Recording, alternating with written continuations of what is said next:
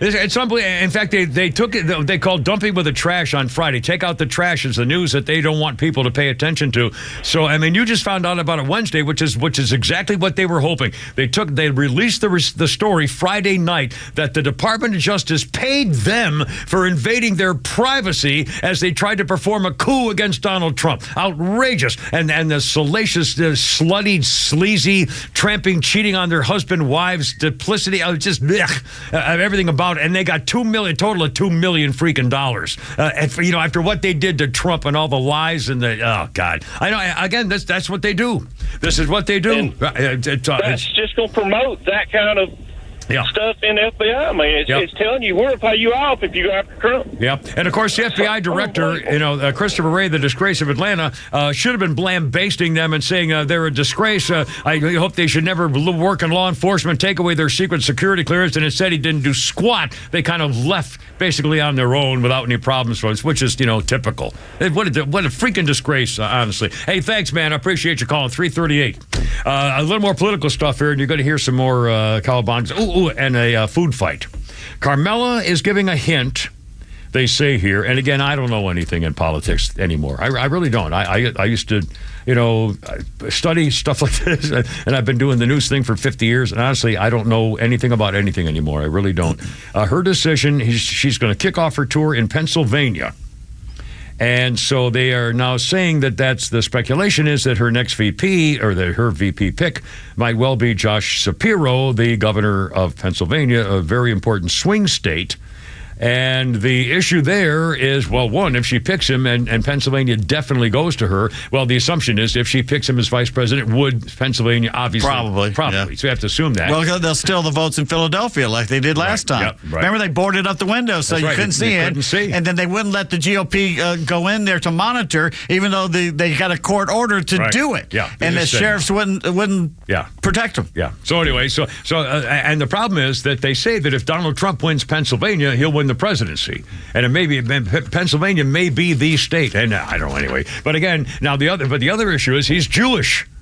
Now, what do you think is going to happen to her far left socialist half the Jew haters? Democrats hate Jews. So I mean, how's that going to work? How's that going to work in Michigan? You're telling me that the Muslims in Michigan, which is a sizable voting bloc, are going to vote for a Jewish guy on the ballot? Well, the squad. Yeah, Michigan. Tlaib. That's right. What are they going to do when they find that? There you go. I mean, I don't get any of that. I don't know anything about anything. I'm totally. He's smart. He'd be a good debater. Him and Vance will have a very good debate. If that means anything, the vice presidential debate, who cares?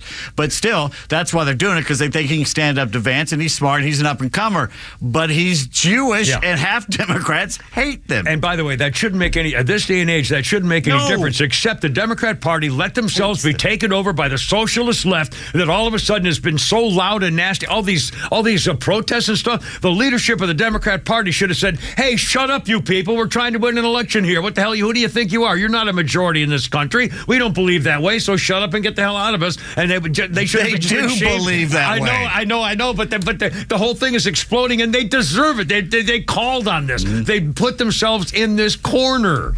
I mean, I'm loving the fact that this is all exploding. I mean, can you imagine? Well, I can't wait till Chicago Convention. Oh, my God. They're going to dig up, the boys, the Chicago 9 or 8 or whatever it turned out to be, Chicago 11. 7, I forgot, Chicago 7. Oh, my God. Which they try to make heroes out of them, and they're all scumball communists. Again, I was doing stuff live on in the news business, so really, I mean, unbelievable. And Daley and these thugs, Walter Cronkite, Dan Rather got roughed up. Well, that was a good thing. Should have finished the job. Holy smokes. Now, 341. All right, Flounder, we're going to here come the judge.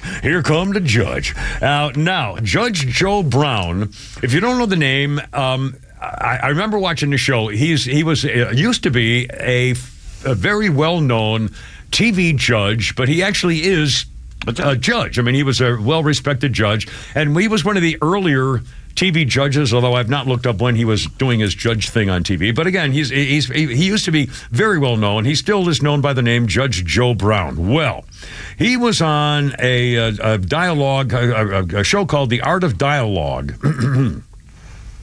And the interview started off pretty spicy when he was asked what he thought about Vice President Carmela's side piece, the border czar. Flounder, if you will, sir. Judge. But I got to ask you about Kamala Harris. How you feel about her? She's a piece of shit. Whoa.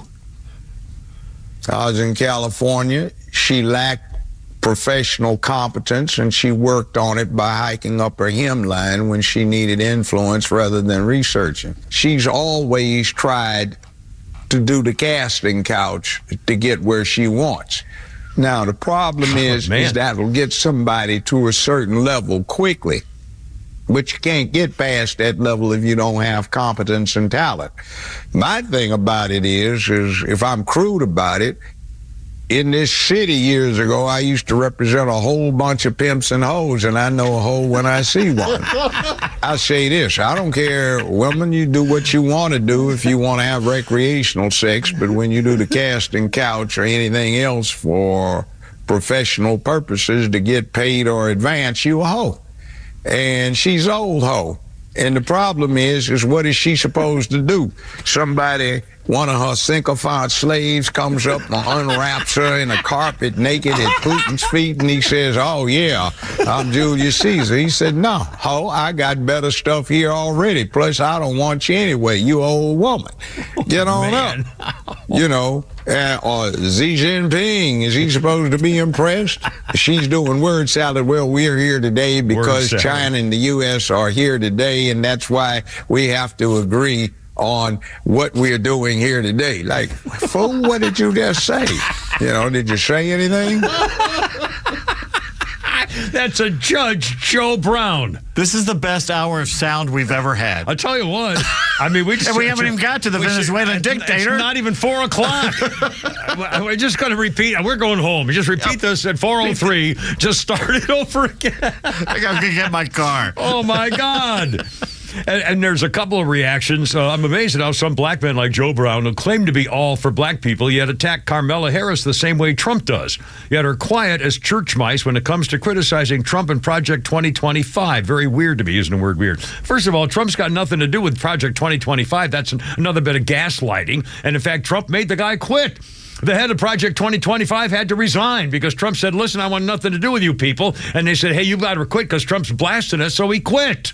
So this link with 2025 is a bunch of crap, like everything else you're throwing at him. Plus, why should a black man support Kamala Harris just because he's black? Once again, hey, Martin Luther King Jr., are you listening to all this? I wish he'd come back as a freaking ghost and show up at the convention in Chicago and loom over all of them saying, whoa, wait a minute. It's the content of their character, people. What's the matter with you? Seriously, I mean, you're now he's being criticized because as a black man, he has to support a black woman? Yeah. You freaking idiot. I mean, this is so un-American. This is slavery. This is Nazism. This is oneism. This is the exact opposite of inclusiveness. I mean, this is unbelievable. The Babylon Bee has a great thing of a black man looking at his phone and says, black man confused until he finds out how he's supposed to vote for liberal white women. Yeah, exactly. I mean, it's unbelievable. And we're not done yet. Holy cow. Anyway, we got a couple of fun international things coming up next with the Kim Rapine Flounder. Also, Flounder's Funny coming up shortly, and Pete's Tweets, and also Holy Crap at Sports, and the whole deal. 345, Kim Rapine Flounder, 404-741-1230. If you'd like to join us, what do you think?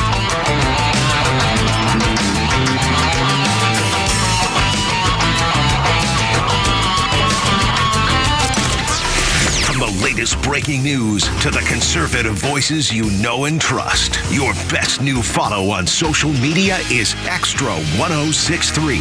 We're at XTRA 1063 on Twitter, Facebook, TikTok, Threads, and LinkedIn, and pretty much any social media you scroll through every day.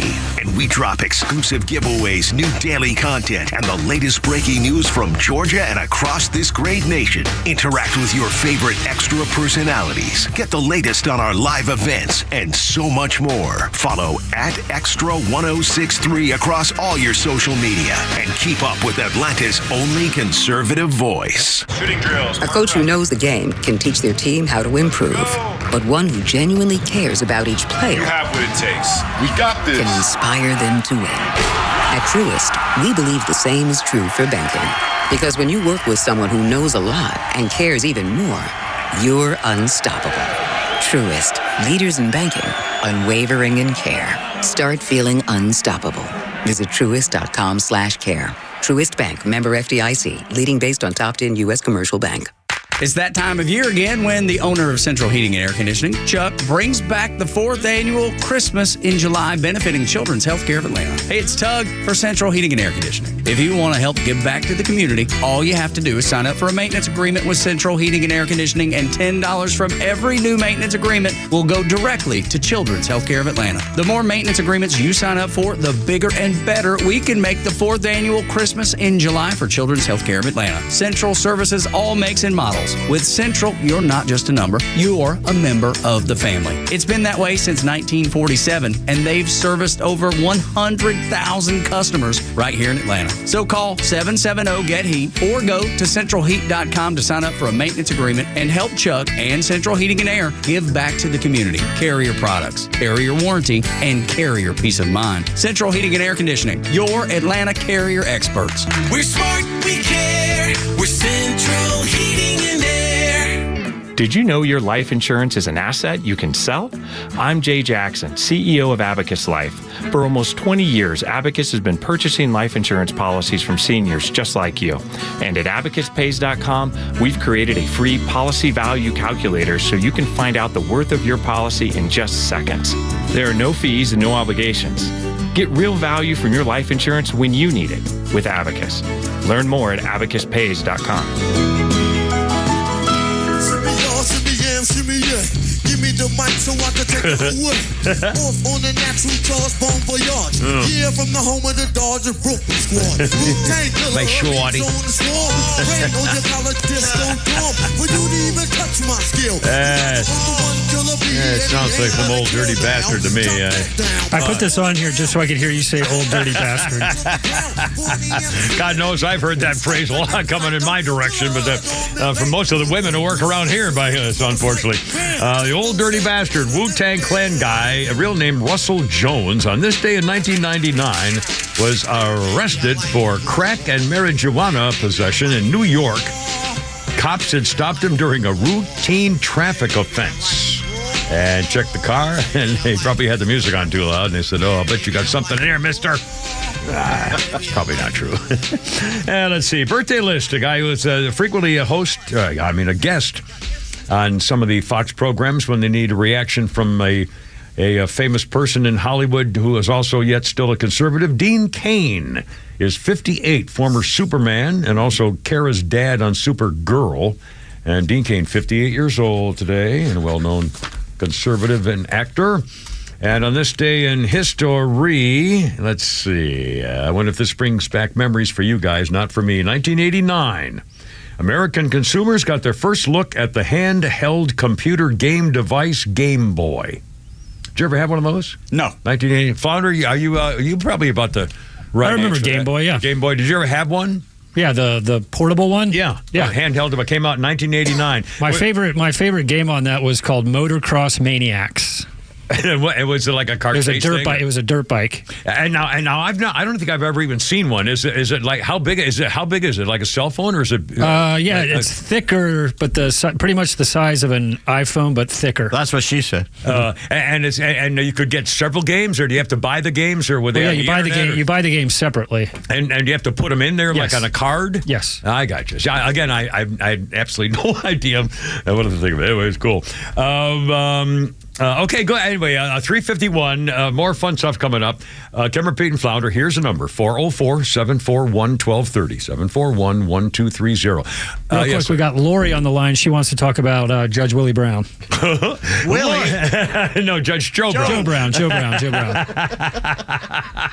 Well, they all sound. Hey, man, Lori, you're on the radio, baby. How's it going? What's up?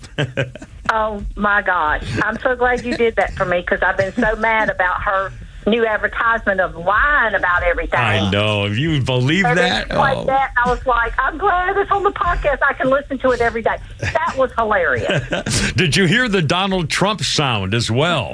I love this man. He just, oh my gosh. Oh man, we're gonna play it. In fact, if you, for anybody who just joined us, yeah, I mean, we're gonna play that sound of Donald Trump and all stuff every hour because you need to hear it. And again, and again, this vice.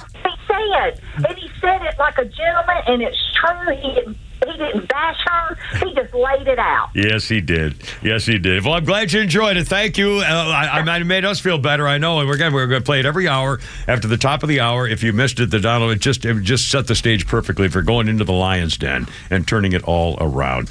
By the way, a DNC official is giving a devastating assessment of the chances that Carmela, the border czar, the failed side piece, is going to be elected president.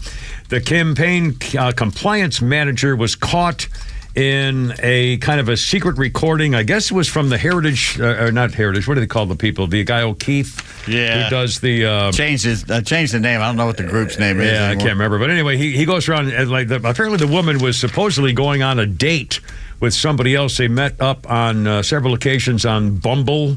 And so this guy O'Keefe apparently filmed an encounter, and it turned out the person's name is Joyce DeCersey, but they describe him as a male. He said this and he said that, so I don't know. But anyway, this person was saying, I like Carmela, but I don't think she'll win this year. When asked why, he said he had kind of a meltdown. He said, well, nobody likes her. She has no popularity, no success. The only thing she has going for her, she's a black woman. She's weirdly unpopular. I think there may be some racism and misogyny, but she's so easy to attack. She has no accomplishments to speak of. This is one of her key people. Yeah. And remember, 94% of her staff have quit because she's such a snot to work for. In 2 weeks, they have gone from all thinking she's a loser to now she's the shining example of womanhood. Yeah. And if you haven't seen her new commercials, they're holy cow. All lies. All lies. I heard one on the radio this morning, and it was the announcer saying something like, Carmela Harris is the only one who supported more funding for Border Patrol agents, but Donald Trump vetoed the effort. She was the only one supporting more security at the border and he said Donald Trump vetoed. I mean, one after another freaking lies. All she wanted to pretend to say is, well, we should put more money into it. She didn't have a plan for anything. I mean, it's all a freaking joke. Anyway, 354, Kimmer, Pete, and Flounder, 404-741-1230, 741-1230. We got Pete's tweets coming up. We got Holy Crap at Sports coming up. He's doing it. We got Swatoon on the horn. Swatoon, you're on the radio, my friend, and welcome aboard. What do you think? Hey, they said that the vice president for Trump he wants white babies. Yeah, the claim, but funny part is Kamala is actually Indian, and she claims to be black. So isn't that pretty much saying that the vice president is married to black woman and has black mixed kids? Yeah, and by the way, she's also culturally misappropriating someone else's culture when she does that too. Oh yeah. Man, America gone mad. Anyway, I'll talk to you guys later. Thanks, Swatu. Always a pleasure. 355 with the Kimmer, Pete, and Flounder on 106.3. Happy Hump Day. What do you got? The little Flounder's funny there for us, Flounder? I could never be a judge on America's Got Talent. I just want to say yes to everybody. I don't know if you've seen the show, but you have to judge somebody's singing ability after they tell you their life story. And the life stories are never happy life stories. I saw an episode the other day. A guy comes out in a wheelchair. He's like, I lost my legs at 12. I've been singing ever since. I'd be like, let's give him the golden buzzer right now, okay? How are you supposed to judge that, you know? Who's going to go, yeah, that was a little flat at the end. I couldn't do it. I could be a judge on Britain's Got Talent, though. It's the same show, but just sad stories in a British accent aren't sad at all. Some guy comes on stage, he's like, I've got cancer, my mom's got cancer, my dog's got cancer.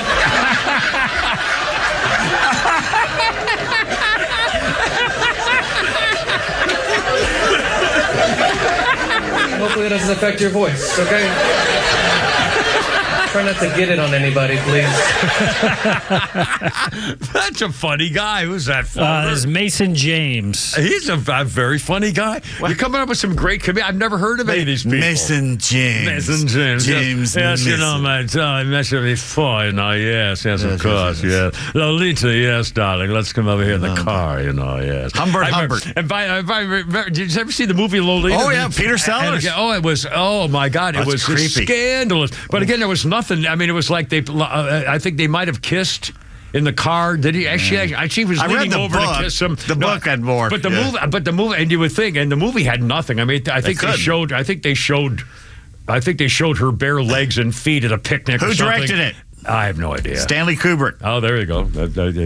Clockwork Orange guy, among other things. Did he do Cuckoo's Nest? Yeah. No. That was... What else? What am I thinking about? Late in 2001. Oh, that's what Eyes Wide Shut. Yeah, that's what I was thinking. The Shining. That's another one.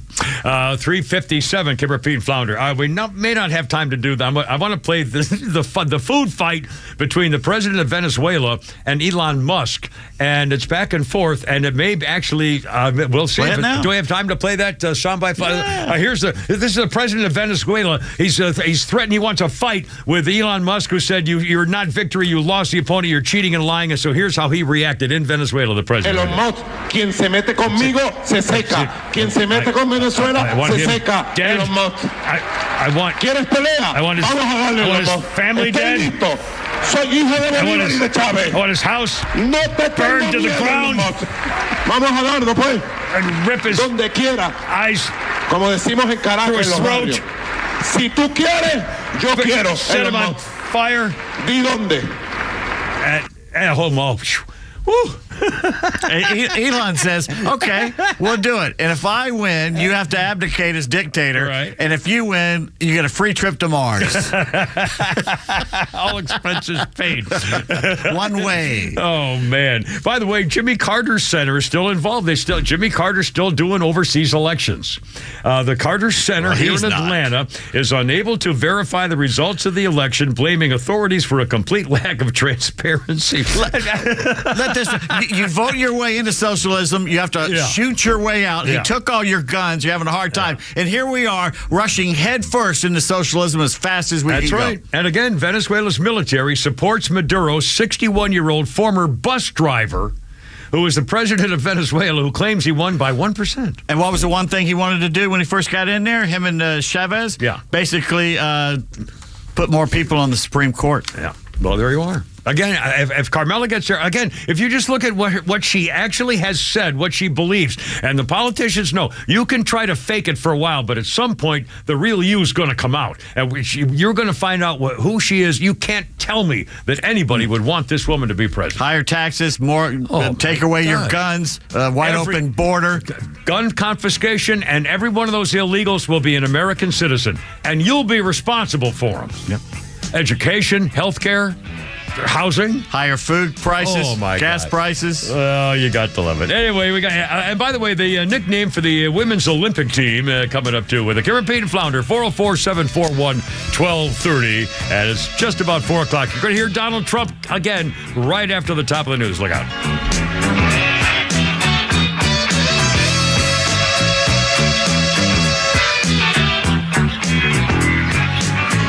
WFOM and W292EV Marietta, a Dickey Broadcasting Station. This hour is presented by Atlanta Safe House.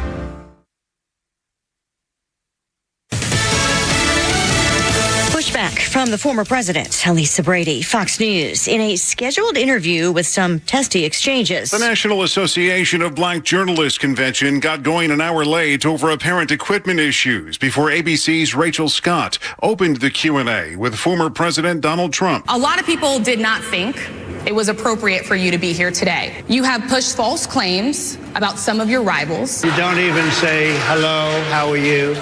Are you with ABC? Because I think they're a fake news network, a terrible network. The former president later discussed with the rest of the panel topics like illegal immigration, rising crime, and soaring costs of everything. Fox's Jeff Bonasso outside that event in Chicago. Protests over the former president being invited by the group, which had also invited President Biden and then Vice President Harris, who cited scheduling conflicts for today's in-person event. She campaigns in Houston later today. Israel's air defense systems on alert for a possible attack by Iran after a top Hamas official was killed in Iran, someone considered a chief negotiator in talks on a ceasefire with Israel.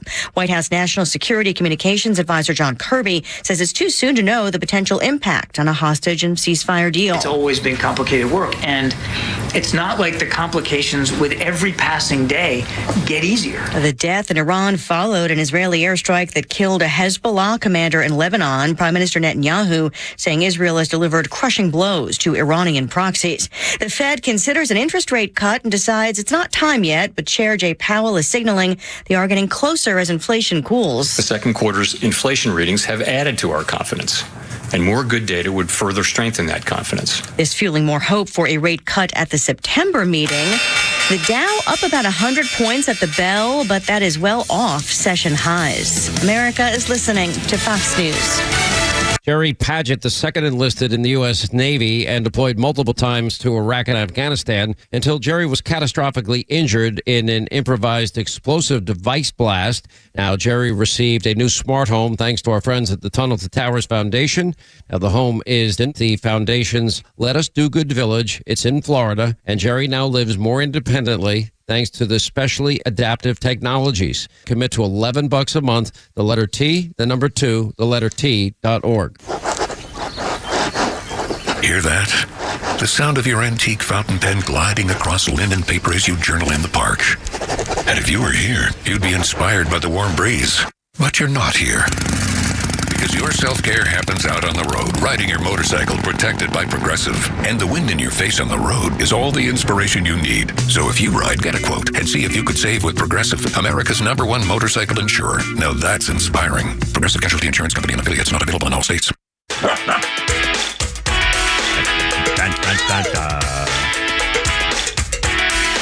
Look out, here we go. 403. Timber, Pete, and Flounder and Michael Jackson. 1992.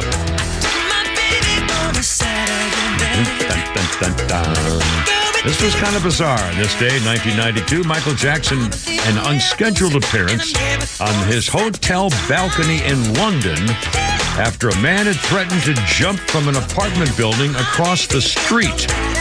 28-year-old Eric Herneni told police he would leap to his death if he didn't see Michael Jackson, who happened to be in Britain for a series of concerts. Michael Jackson spent a couple of minutes waving to the guy, who then climbed back into the building. Now, this was not the same time when he dangled his kid over the balcony. That was a whole different thing there.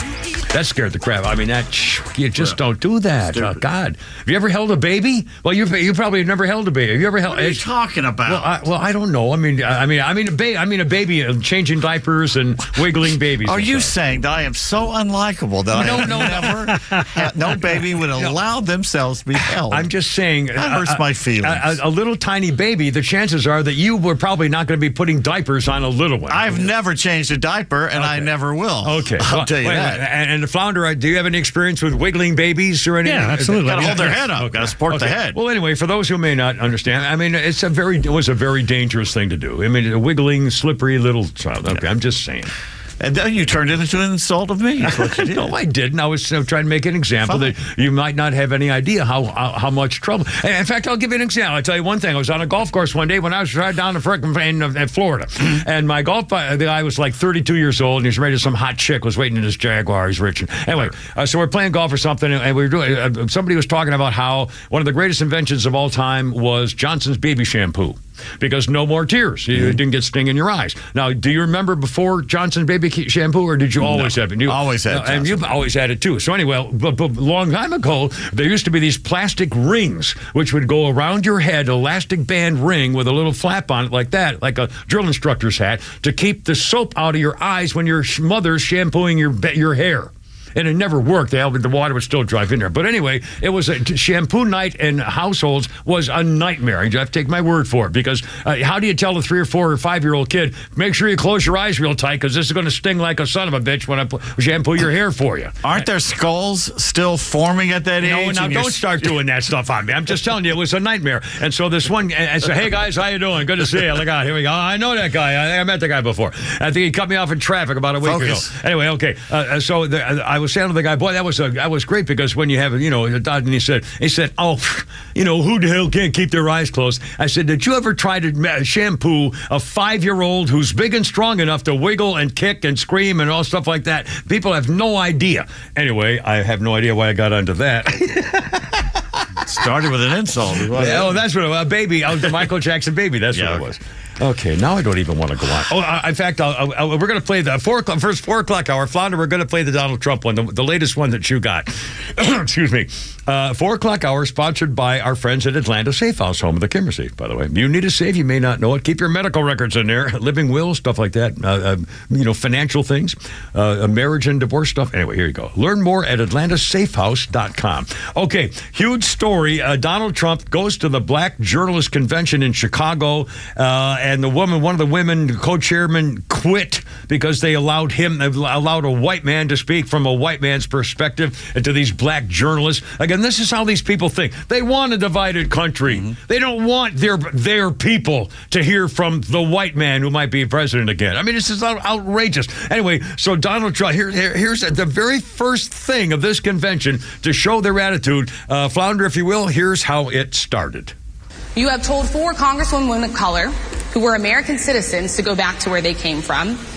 You have used words like animal and rabbit to describe black district attorneys. You've attacked black journalists, calling them a loser, saying the questions that they ask are, quote, stupid and racist. You've had dinner with a white supremacist at your Mar-a-Lago resort. So my question, sir, now that you are asking black supporters to vote for you, why should black voters trust you after you have used language like that?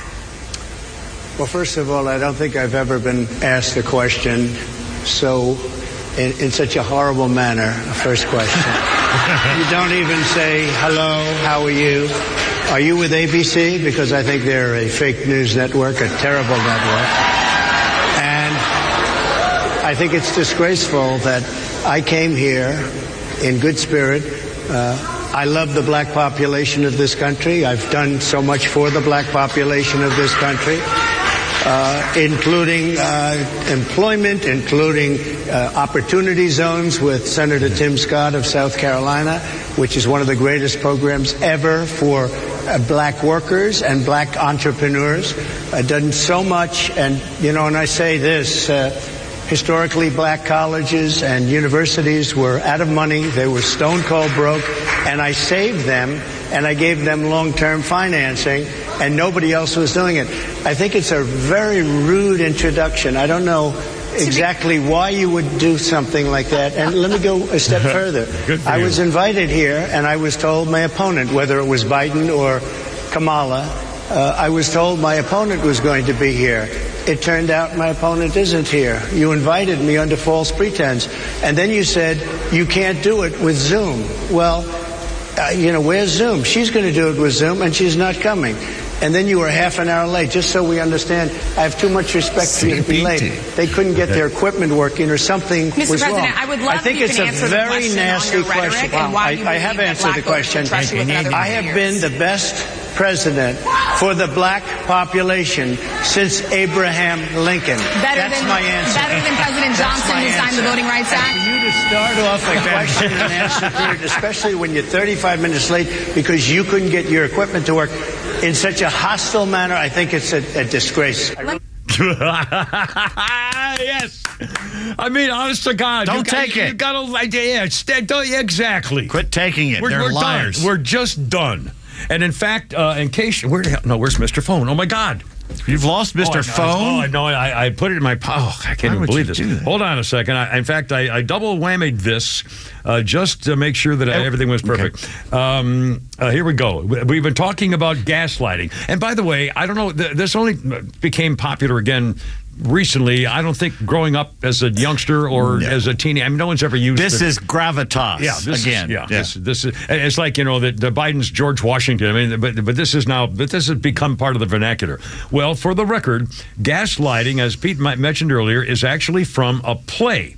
1938, the play was called Gaslight by Patrick Hamilton, and it was a 1944 film also called Gaslight. In the story, a husband manipulates his wife into thinking she's crazy by secretly changing the gas lights in their home when she's alone. He does it to make her believe she can't trust herself or her memory. For example, he might turn on the gas lights in an upstairs apartment, which dims the lights on the lower level. When his wife notices, he insists, "Oh, the lights aren't dimming, honey. You're just imagining things." And it goes on from there. there. And it's what the Democrats are doing. They're now commercials for Carmela Side Piece are saying she was the best thing for the border czar and much better than Donald Trump. She wanted to expand the people who work on the border. Of course, they didn't say she wanted to expand the people taking all their information and let them in for free. But again, she wanted to expand the security at the border. So stuff like that. It's gaslighting. They're just lying about it. And by the way, I saw the counter commercial from the Trump people last night on Fox. And in fact, they're saying she's better for the middle class when they've actively tried to destroy the middle class for 4 years. Yeah. And Donald Trump's commercial shows the actual border situation and then shows her dancing. Dancing with all the little brown people. Like she's having a blast of all her new citizens. Oh, my God. Anyway, and now, Founder, let's do the other one, too. It's 4:12 on the clock. Let's do Carmela Side Piece here in Atlanta. And by the way, the poor thing, she showed up for a rap concert from the Stallion, I'm a Stallion and You're Not, or whatever the girl's name is, and showed up for a rap concert, and poor thing thought they were there to see her. After the singing was done, most of the crowd disappeared. There were like 90 people there before the thing started for her. I mean, it's just outrageous. Anyway, she's now come up, and you're going to hear her and then Hillary Rodham P. Stinky Fart Cabbage, how these Democrats will be chameleons to do anything to pretend there's someone else to get a vote. Flounder, if you would. And you all helped us win in 2020, and we're going to do it again in 2024. That's right, baby. Oh, yeah, doggies. Oh, man. She went on to say that, I didn't know what that homie been doing. Yeah, vote for Badunka-Dunka-Gunka-Dunk and your cribs be kicking, baby. Yeah, she was rocking last night, I can tell you. And reminds us of a former First Lady, Flounder, if also you would there, too. I don't feel no ways tired. I come too far from where I started from. Nobody told me that the road would be easy. I don't believe he brought me this far to leave me. And you all helped us win it. Oh, boy. Remember how nasty and just vicious and cold-hearted and, basket of deplorables. Oh, my. But Kamala may even be more unlikable and less qualified. Yeah. Oh, she's way less qualified. You got to give it to Hillary Rodham P. Stinky Fart Cabbage. The woman was not stupid. Nope. And she, she had, God help us, she had standards where she actually had some kind of value that she thought. But, I mean, she had some accomplishment, and nothing we would praise in any way.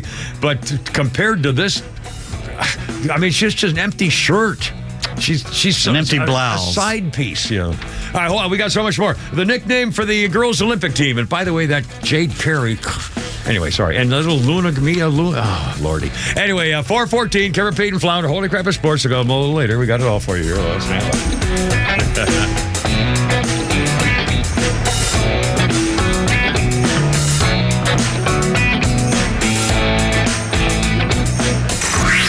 Time for the Bortz Report, brought to you by Southern Exteriors, the Southeast premier home exterior solution. Quality and precision you can rely on for over 20 years. Visit southernexteriors.co. No secret that I am not a fan of government education, and even less of a fan of teachers' unions, the most powerful unions in Washington and in California, it turns out. Let me tell you some of the things that are mandated thanks to teachers' unions in California. You must teach these to the students. It's an 800-page outline on sex education, where you must teach the students that children as young as kindergarten have identified as transgender, and that biological sex is completely divorced from gender identity. Gotta teach it. In ethnic studies courses, you must tell the students about the oppressive forces of capitalism, patriarchy, and settler colonialism. What about mathematics? Just last year, California schools implemented a new mathematics framework where, in teaching math, you have to include lessons on whiteness and social justice. And you have to use discovery learning, where students on their own discover their way into long division and algebraic equations. Critical race theory, a must. But should you teach students how letters sound?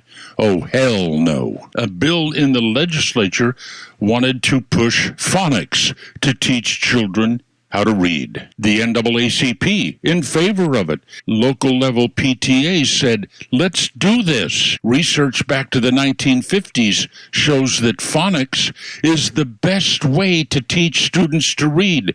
But here comes the California Teachers Union. They didn't want a statewide, top-down mandate to teach phonics.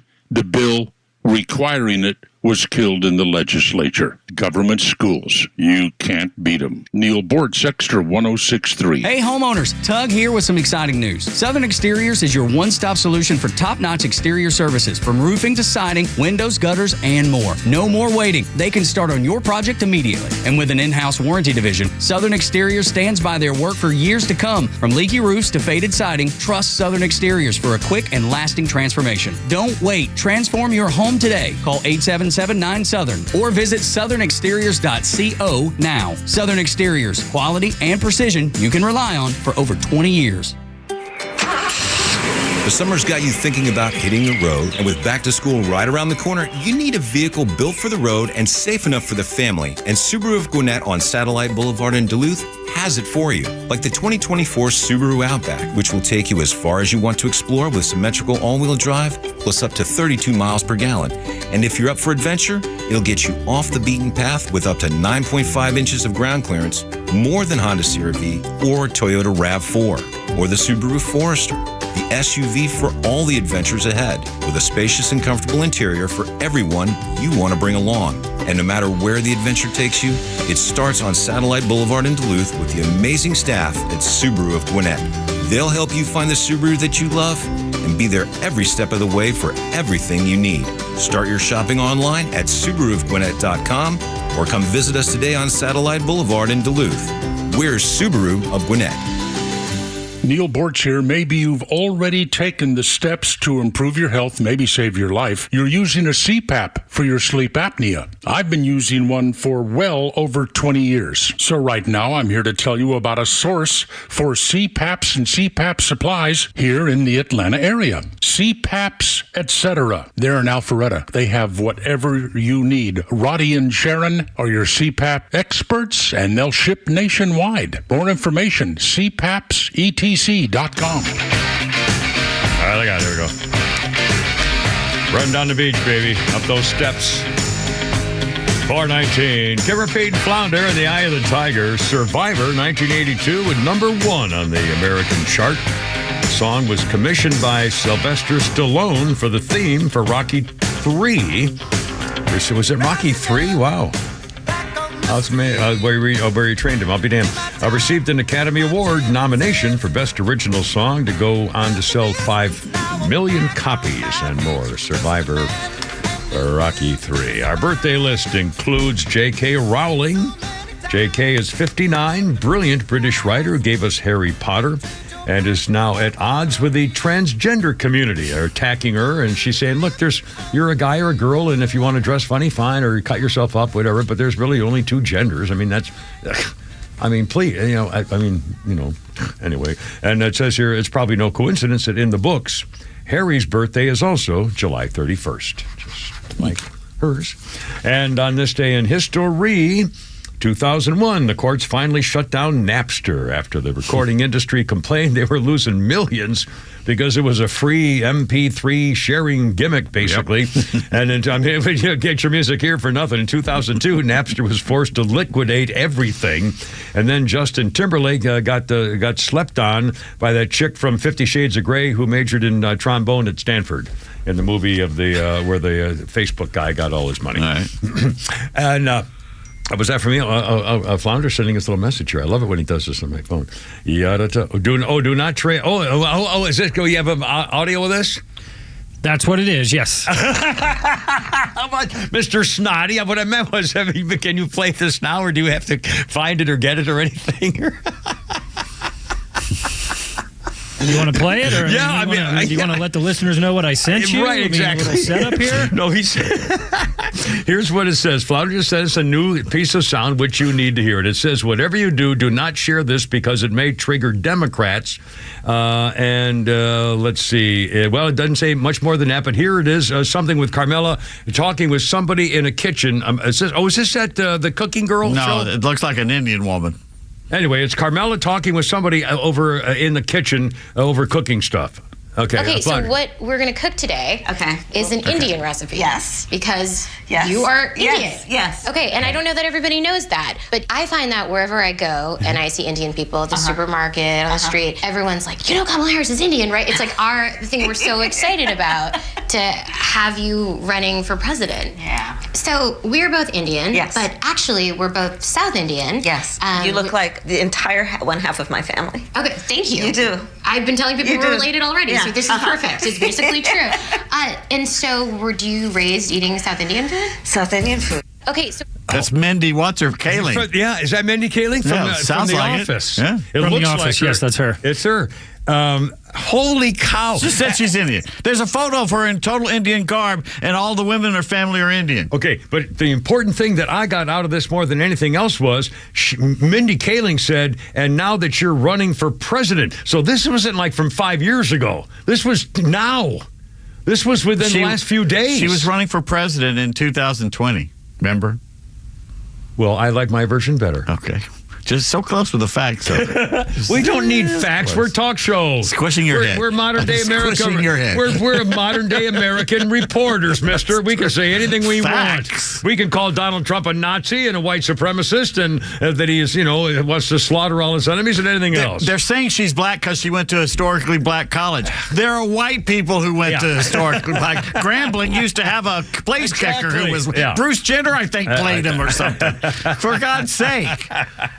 That doesn't mean anything. No, it doesn't mean anything. Anyway, so there you are. She's proud to be Indian and Jamaican, actually. Let's do some tweets. We got 423. We'll just go right into it. We don't even. We always have to have the music. Well, I'm sorry. I want to do whatever they want to do. It's one of this happiness and goodness here at 423 with Kimmer, Pete, and Flounder. We have Pete's tweets. Babylon Bee has two nuggets of joy headlines. Yes. As Kamala campaigns, nations starting to miss the clarity and coherence of Joe Biden.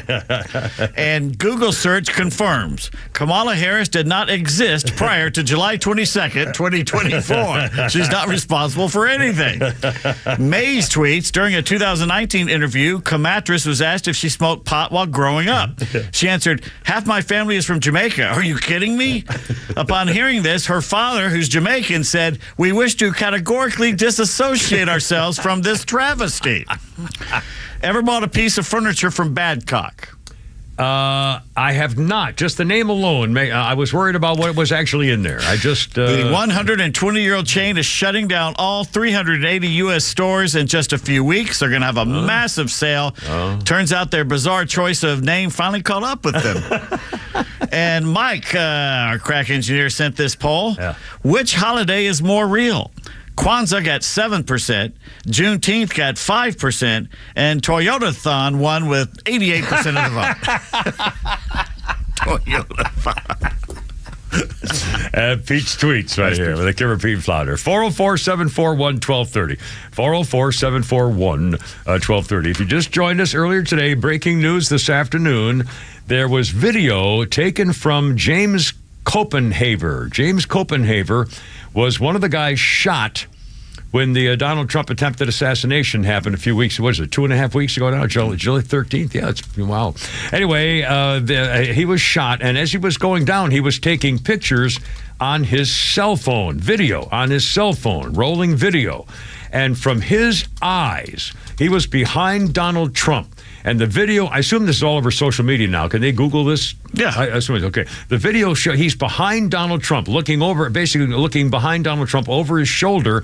And from his viewfinder on his phone over Donald Trump's shoulder, you can see that he can see the shooter.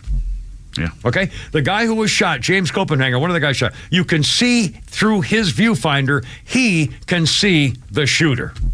So, the question, don't even have to ask it. And somebody obviously failed in their duties. How is that possible? Was this deliberate? And again, if there's a vacuum of information, if the feds aren't going to tell us what's going on and how to explain that obvious video that anybody could have seen that thing, then we're going to fill the vacuum with our conspiracy theories. He's literally running and crawling across the roof in plain sight. If they didn't see him, they're all incompetent, and every single one of them that was supposed to be watching needs to be fired or moved into a desk job. They're in on it. No, as far as I know, other than the girl quitting, which is obvious, no one else has even been disciplined that we know of. Now, again, they can say, well, we're still investigating, but still, you need to call everybody from every agency and every department who was assigned to that day anywhere in that area. That was their duty, to cover the Trump campaign. Bring everyone in, put them under oath, and ask them the obvious questions. What were your orders? What were you told? What did you do? When did it happen? Did the guy do this? Boom. And in 20 minutes, you're going to find out exactly who did what or didn't do what. It's very simple. Who was in charge of making sure the roofs were clear? Right. Who was in charge of pulling the president off the stage? Yeah. If you knew there was a threat, and they knew there was a threat, he was never supposed to leave that state alive. It had to have bbeen automatic that if there's a problem or a threat, you don't let the guy up there. That's right. It's just, I don't understand. And then they get mad and yell back at the senator for daring to ask them, "How dare you ask us questions?" Yeah. I know. You hurt my feelings. I can't believe that it got that far. An inch away from. Can you imagine what would be happening in this country right now if he was dead? Would she be running? Would Biden have stepped down? Because then it's a sure thing. Well, yeah. What they could have done is gotten Biden elected, and then he steps down about a few months into it, and she's president for 4 years. Although I'll bet if they had. If they ran J.D. Vance and that wouldn't have. Then nobody would have beaten him. DeSantis. I mean, if they run DeSantis and J.D. Vance together, nobody would have beaten Biden at that point. The Republicans, as incompetent as they are, couldn't even. They're having a hard time right now beating this bimbo. Yeah.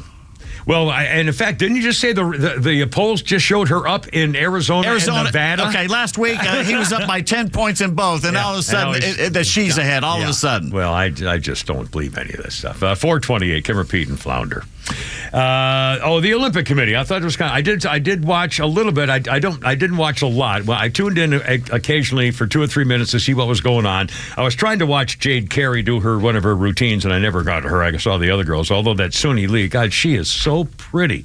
She looks like a little princess. I'm sorry. Okay, the girls, by the way, and it's talk about a team that represents everybody. There's only one white girl on the 5 of them, and they're all from very different heritages, I think, which I think is great. It shows the international flavor of the American Olympic team. And they won, and everything was great. And they were asked at a news conference to give the team nickname. And Allie Reisman, naughty little Allie Reisman, was doing interviews, and she asked Simone Biles what the team name was for this year's little squad. They always have one in the past and so forth. And she said, I can't say it. So they kind of teased her. And then it came out, their squad name is... fart around and find out. Basically, fart is not quite the word. And it got a little laughter from the crowd and so forth. And then, by the way, I haven't followed this, but I'm looking at it on my iPad thing. Apparently now there's a feud. Simone Biles took sort of a part of a crack at one of the Michaela somebodies from one of the other teams the last time, and they're like, I guess who called them lazy and uneducated. I don't know. There's some feud going on, and now apparently Simone Biles' account has been blocked from Michaela. There were 2 or 3 Michaelas, so I'm not sure which one it is. Anyway, I don't know what's going on, but it's fairly stupid. 4:30. Oh, by the way, Joe Rogan has come out with a warning, which I don't like, but again, it's what we're worried about. And speaking of the polls, we'll see if it holds true. 4:30 already. Holy crap, Flounder. Sorry, we're late for the break. Kim, repeat, and Flounder right here. Here we go.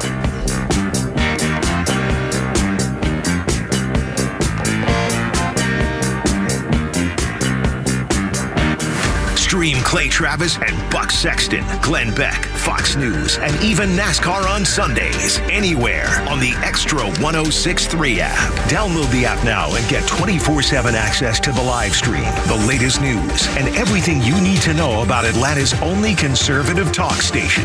Download the Extra 106.3 app for Apple or Android and check out even more great original content at thepodcastpark.com.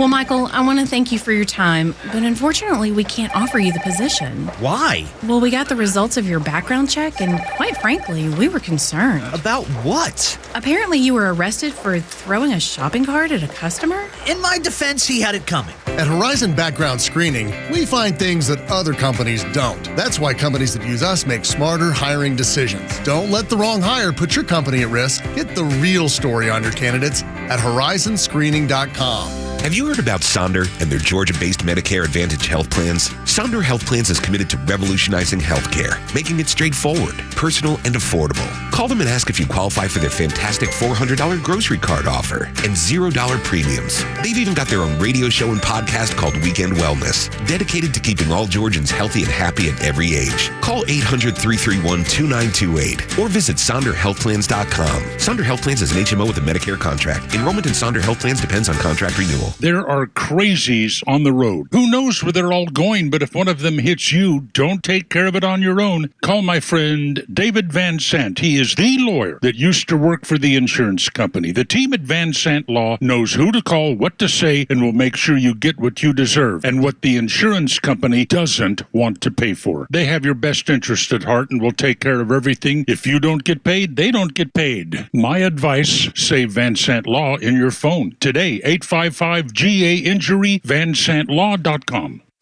Tax season can be stressful, but it's also a wake-up call. It's time to think beyond April and plan for your future. At Master Plan Retirement Consultants, we're not just advisors, we're your partners in building a secure retirement. At Master Plan Retirement Consultants, we understand the challenges Georgians face. That's why we offer personalized strategies to maximize your retirement income, minimize taxes, and ensure you never outlive your assets. Join the Master Plan family and let us guide you through every financial milestone. Visit masterplanretire.com to schedule your appointment today. Master Plan Retirement Consultants, where your journey and destination are both important. Visit masterplanretire.com to schedule your complimentary consultation today. Advisory services offered through Master Plan Retirement Consultants, Inc., a registered investment advisory in the state of Georgia. Insurance, tax, and commodity services offered through Fricks & Associates, Inc., DBA Master Plan Retirement Consultants. The aforementioned are affiliated companies. Marketing is everywhere. From the billboards on the highways to the notifications on your phone, we are constantly bombarded with people trying to sell us stuff. What makes good marketing? Are you doing enough in your life personally and professionally to market yourself? You have questions, and the Marketing Madmen have answers. Tune in every Saturday, now at 4 p.m., right here on Extra 106.3 to get practical marketing advice from expert guests who are shaping and reshaping the business world. They say marketing is a madman's game. Join the Marketing Madmen every Saturday at 4 p.m. to find out why.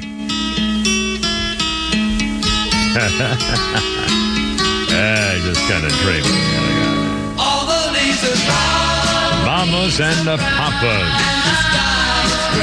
On this day, 1980, John Phillips of the Mamas and Papas was pulled over by the FBI narcotics agents for possessing cocaine. He was sentenced to 250 hours of community service giving anti-drug lectures. I don't think it worked, John. You know, of all the anti-drug lectures that were given by guys who caught doing drugs, didn't seem to have a lot of impact on it. I'm going to tell something. I can't remember if it was told on this show the other day by a comedian or not, but the fact Kamala's father is Jamaican and the mother is Indian. It sounds like they met at a robbery of a 7-Eleven. Yeah, it was Andrew Schultz. Andrew Schultz who did that. Pretty funny. Our birthday list, Kimber, Pete, and Flounder, by the way, at 4:35. Kimber, Pete, and Flounder. Our birthday list includes Gary Lewis. Gary Lewis and the Playboys. He's alive? The son of Jerry Lewis. This diamond ring, da-da-da, might have me before. I just heard it on my radio a couple days ago, in fact, on whatever it is. Gary Lewis of Gary Lewis and the Playboys, Jerry Lewis's kid, is 79 years old. Holy smokes. I mean, wow. I just heard him on the radio playing a song. And let's see. Flounder, if you will, sir. On this day in history, 1928, you heard this. If you were old enough in 1928, you heard this sound.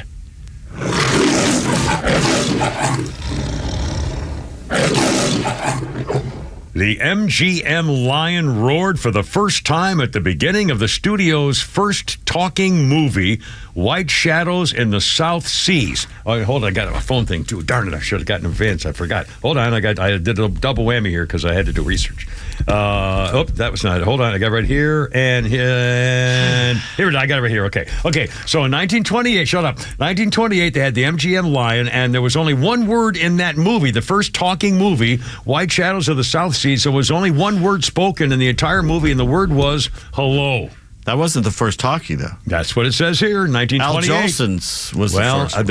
This was maybe one word. Anyway, now, by the way, for the record, the reason that that MGM chose the lion was because their marketing director went to Columbia University, which has a lion as a store. Sure. One of the most iconic images, by the way, the lion in that golden circle is now going to be gone, replaced by a nearly identical computer-generated duplicate, no longer the actual lion. Why? I don't know. Because you're stupid. And by the way, the truth be told, the MGM Lion then and now is not a lion.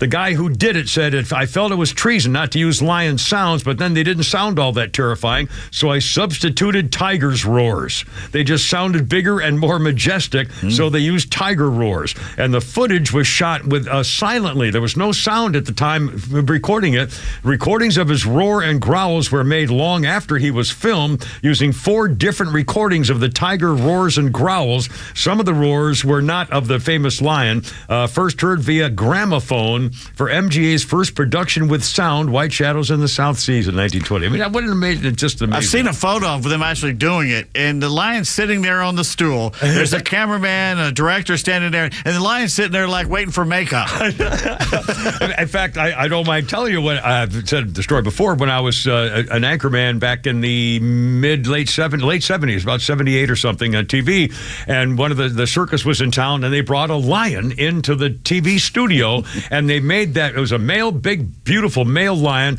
and they got him up on the anchor desk right in front of me as I'm doing to talk about him. And I touched him, and it was he kind of went like that. But it didn't feel like. I mean, it was really weird.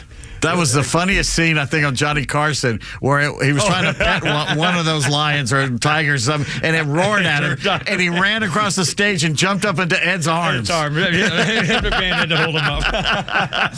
Probably the second funniest to the one where Ed Ames got his hatchet in his crotch when he threw the hatchet at Tomahawk. Anyway, 438, Kevin Pete and Flounder, 404-741-1230. Joe Rogan says, he says just here, Joe Rogan's win, says she's going to win.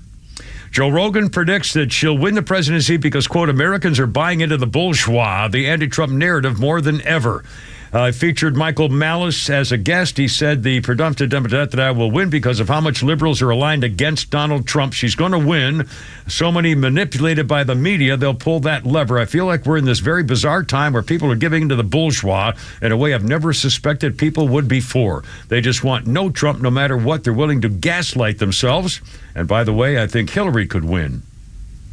I don't she's think too old. So, yeah. I don't think she'd win, but this winch. I think once you expose her. Now, the bar will be so low in the debate. If she just has one zinger, they'll say she won. Yeah. But if he keeps hammering what she believes in. The truth, yeah. And someone had a good thing. She goes, as many times as she's changed her stance in the last few weeks, I would love to see a debate between 2020 Kamala and 2024 Kamala. Because she's 180 degrees different now. Absolutely. And now, and by the way, they now claim that, well, no, she's not against fracking. Oh, no, Pennsylvania. Oh, no. Pennsylvania might be her vice presidential pick. Does a lot of fracking by the coal industry. Well, for the record, the new political positions where she's believed all along, she says, the media's been lying. She never changed. She will appoint a syphilitic, crippled, AIDS-infected, gender-fluid furry as fracking commissioner to make sure that there's plenty of fracking for everyone. In fact, she believes there should be fracking at every dinner table in America because, by God, America needs fracking like never before. I don't think she knows what fracking actually is, but that's her new policy. She also, apparently she's no longer saying she's going to take back our guns. And incidentally, this buyback thing is a bunch of crap because what she said was mandatory buyback, which isn't buyback at all. Like, in fact, I heard the Morning Boys talk. They were listening to the show. Was it Lori or Patricia? I'm killing myself here. Called in last night, yesterday, and said, "Wait, what do you mean buyback? She didn't buy my guns. They're not buying them back. I bought them. They didn't buy them from me anyway." So, and now they're claiming that. Well, no, that's not. But baloney.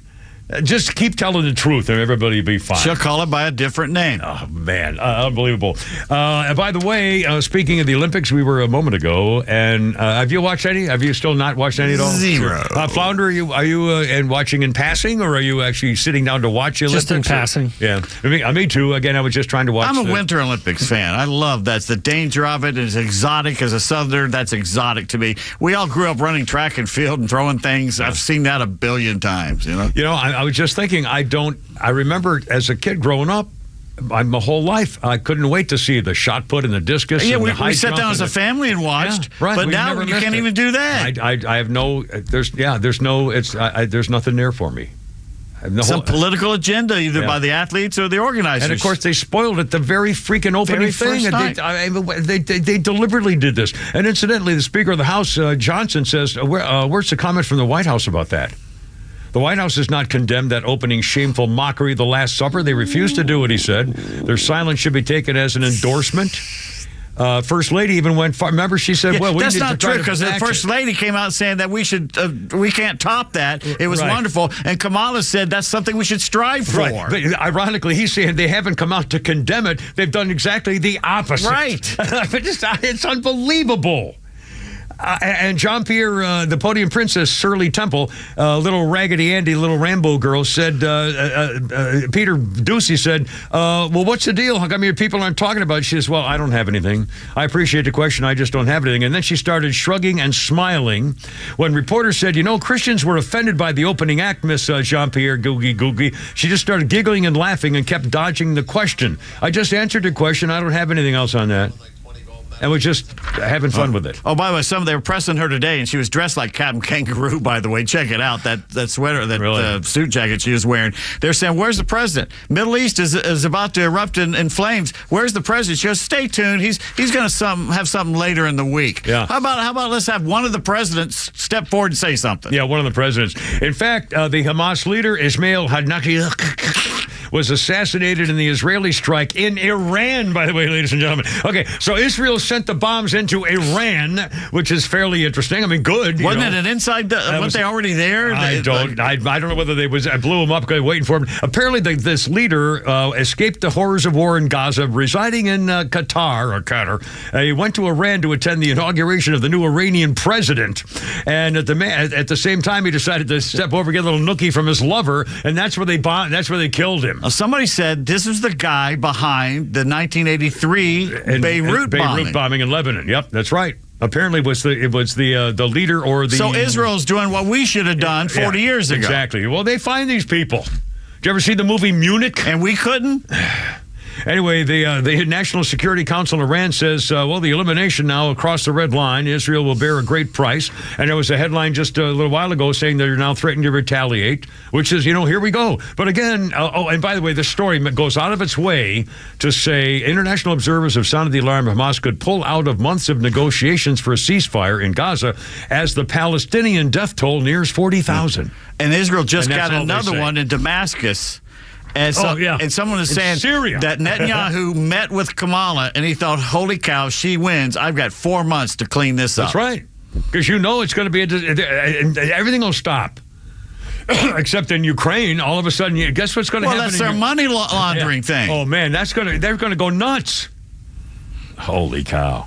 And instantly, of course, they mentioned 40,000 deaths of Palestinians, but nothing about, the attack and the how it started and the slaughtering the baby. I mean, and how the deaths of them. I mean, it's just, here we go. Here we go. 4:48. Can I ask you a quick question?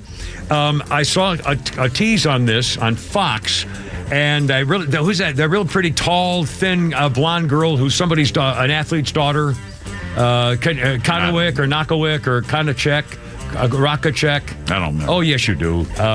Anyway, she was... it doesn't matter. Okay, anyway, she's doing an interview with Dana White, talking about their new show, and their new thing called Power Slap. Have you heard about this? Yeah, it's hard to watch. Oh, my God. It's hard to watch. Oh, my God. That's brain damage. And he says it's going to be bigger than MMA.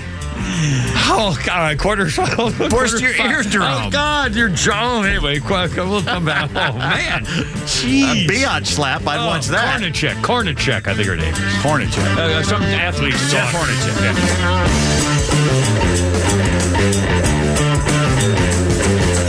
With so many questions about what happens next, trust the conservative voice of Atlanta for the latest news and the voices you need during such an uncertain time in America. Late last week, I said that Joe Biden would be gone by Sunday night. Usually, I'm so dead wrong with these spur-of-the-moment opinions, but this one, I just got lucky. It's bye-bye Biden.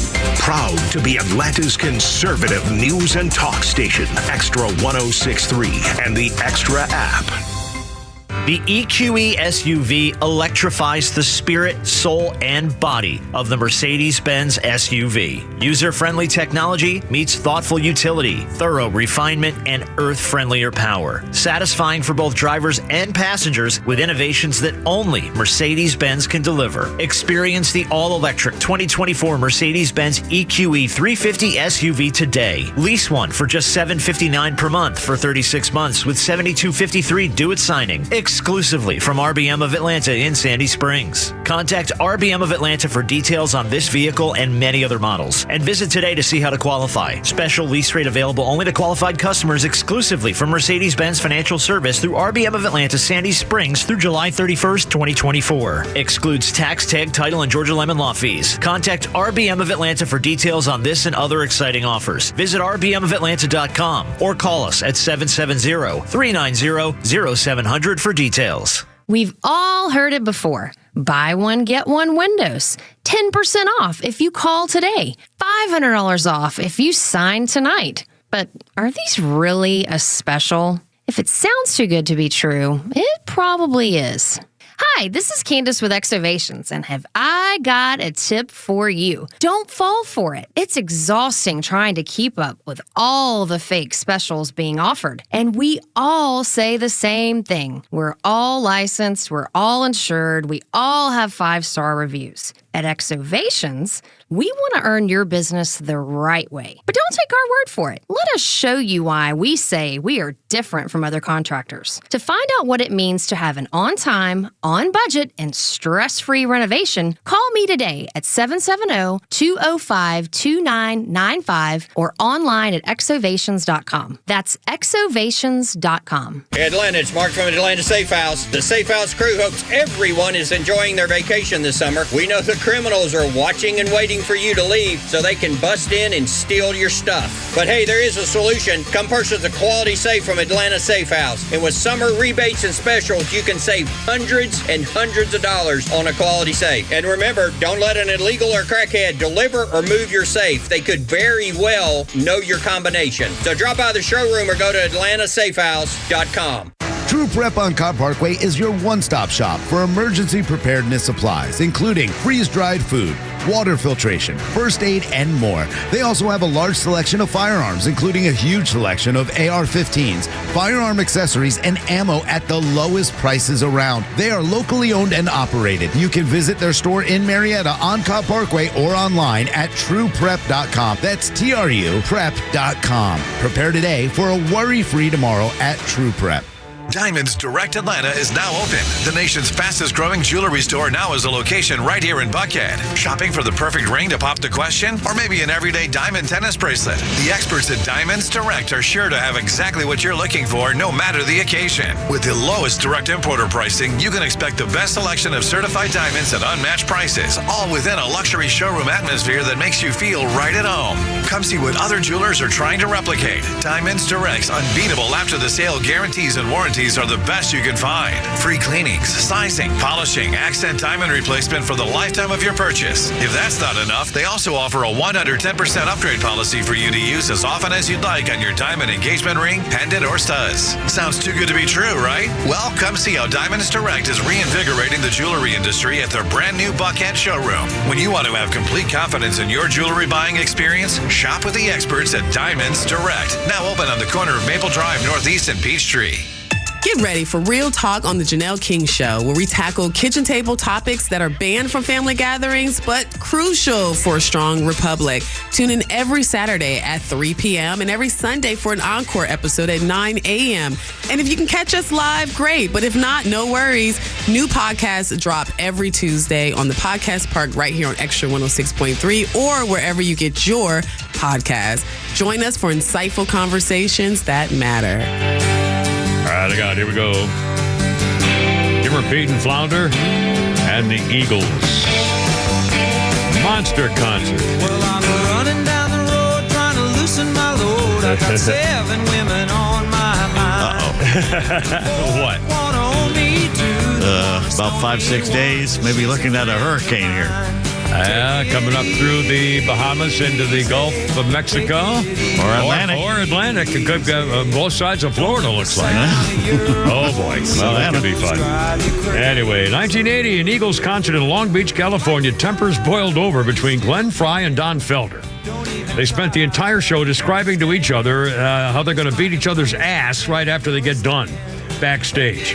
Quote, only 3 more songs till I kick your ass, pal, Frey told Felder. The group's next album was mixed by Frey and Felder on opposite coasts after the two decided they couldn't bear to be in the same state, let alone the same studio. And apparently it all started because one of them thought that the other was making fun of the guest host or senator or something to praise them or whatever. It was a whole misunderstanding, but it led to, whatever. Birthday list. Excuse me. Includes Wesley Snipes.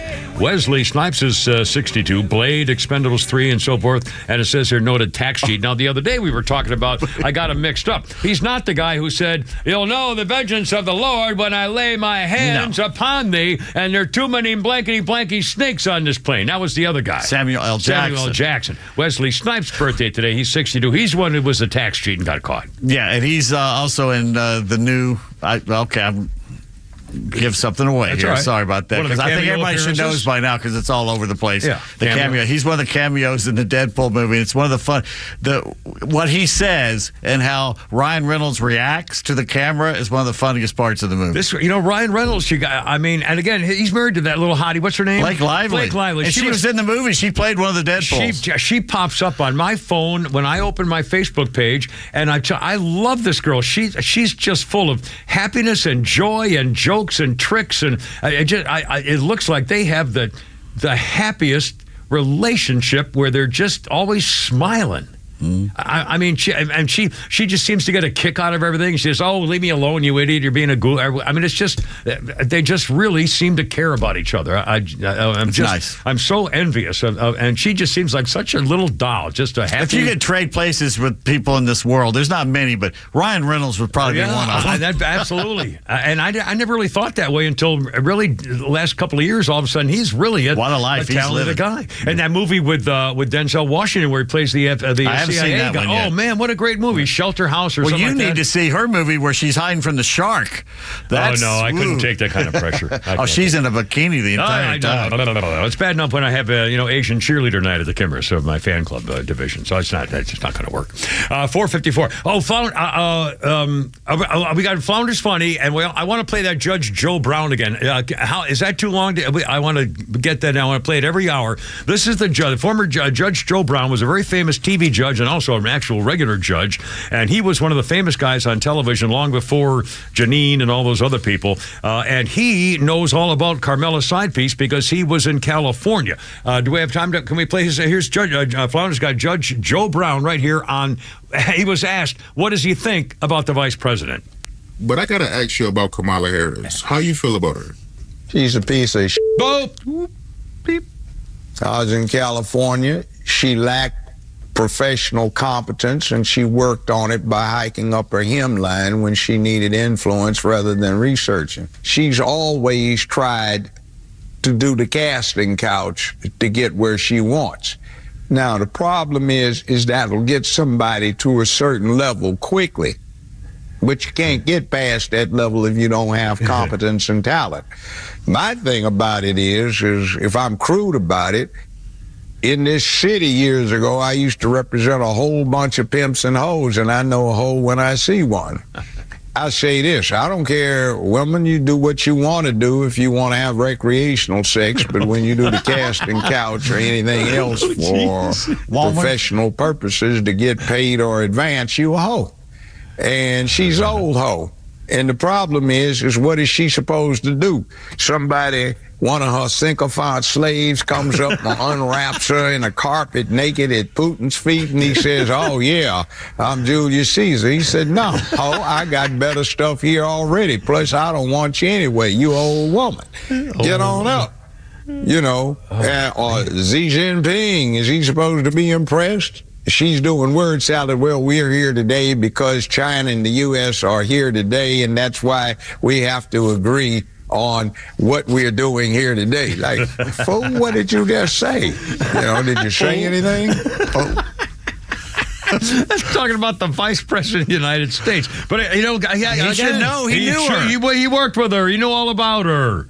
Everybody there knew all about her. That was black on Indian crime right there. Oh, man.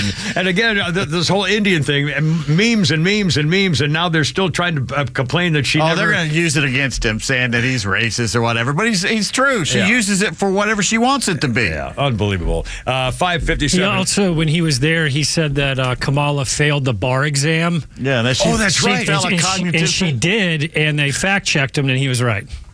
Yeah. Did she ever pass it eventually? He says, I doubt she could pass a cognitive test. She didn't pass the law exam. Yeah. Now, the question is, how can she act as a lawyer if she didn't get certified, unless he meant that she flunked Has she ever been a lawyer, or is she just appointed to political things? Well, that's a great question. Do you have to be a lawyer to be Attorney General in the state of California? But she was a prosecutor, too. I mean, I would think, yeah. You'd think so? Yeah.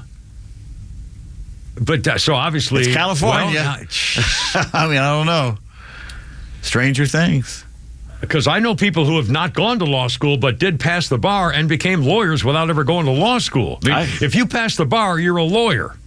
You don't have to go to law school. You could just take a chance and guess. Well, that was my trouble in the past. I could never pass a bar. Well, there you are. There's a whole thing there. Flounder, we have time for a quick Flundies here for the top of the hour. Now, update on Donald Trump and the rest of stuff on that Black Group. Somebody sent me an article about a family that went to Disneyland, and the mom, it's a true story, sued Disneyland because the son got hugged too tightly by Pluto. What? Remember when our parents would drop us off at an amusement park at 8 a.m. and say, I'll meet you here at dark. Gave you $5 and a ham sandwich. Dude, I got hugged too tightly by a guy that didn't even work there.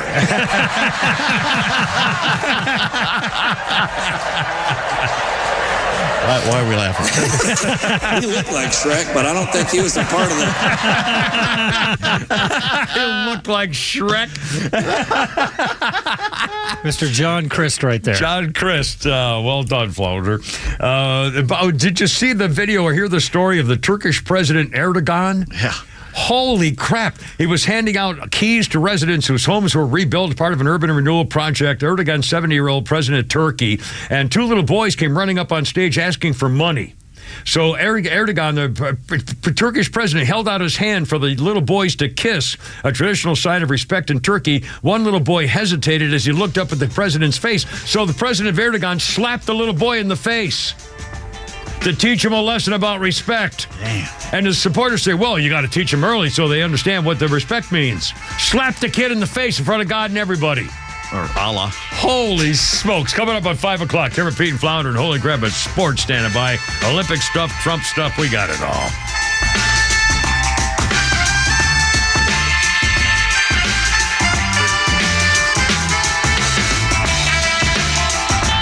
WFOM and W292 EV Marietta, a Dickey broadcasting station. This hour is presented by Lee Brandt Jewelry and Watches.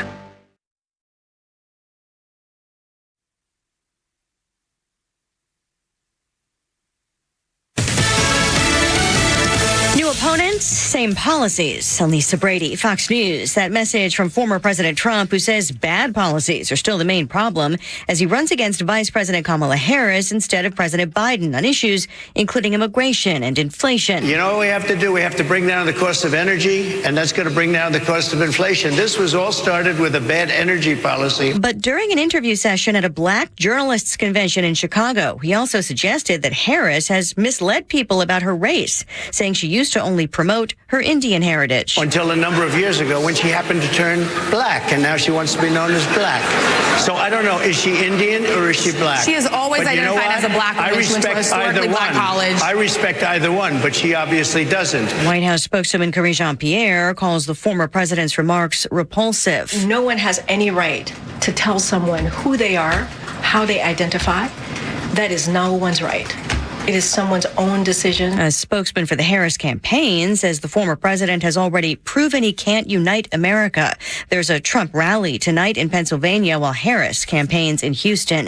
The U.S. Embassy in Lebanon is now strongly encouraging U.S. citizens in southern Lebanon near the borders with Syria to leave, as the State Department raises its travel advisory for Lebanon to level 4, do not travel. This follows the death of a Hezbollah commander near Beirut taken out by an Israeli airstrike. Israel has not claimed responsibility for a second strike that killed a top Hamas official who was visiting Iran. We do know that the Israelis are bracing for the possibility of a multi-front attack from places like Yemen, Lebanon, and Iranian territory itself. And it's important to note that the leader of Hamas was actually on the ground for the inauguration of Iran's new president. Fox's Trey Yingst in Tel Aviv. The White House says efforts on a ceasefire deal between Israel and Hamas will continue. America is listening to Fox News. NYPD officer Jonathan Diller's tragic story made national headlines this year. Now, Jonathan was shot and killed by a career criminal during a traffic stop. Jonathan, who is just 31 years old, leaves behind his wife Stephanie and 1-year-old son Ryan. Now, nothing will ever replace the loss of a husband and a father, but the Tunnel to Towers Foundation was able to pay off the mortgage on the Diller family's home. Please commit to $11 a month. Go to their website, the letter T, the number 2, the letter T.org for the Tunnel to Towers Foundation. Hear that? The soothing sounds of a bubble bath. And if you were here, you'd smell a single cedar leaf candle. But you're not here. Because your self-care happens out on the road, riding your motorcycle protected by Progressive. So if you ride, get back on the road and enjoy 24/7 roadside assistance from Progressive, America's #1 motorcycle insurer. And then take a shower, because it's fast, like your motorcycle. Progressive Casualty Insurance Company and affiliates. Roadside assistance may require comprehensive coverage. Not available in all states.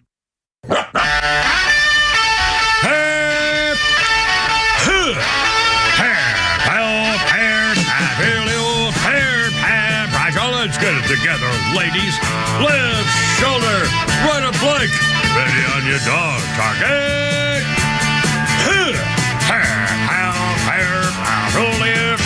Road guards out.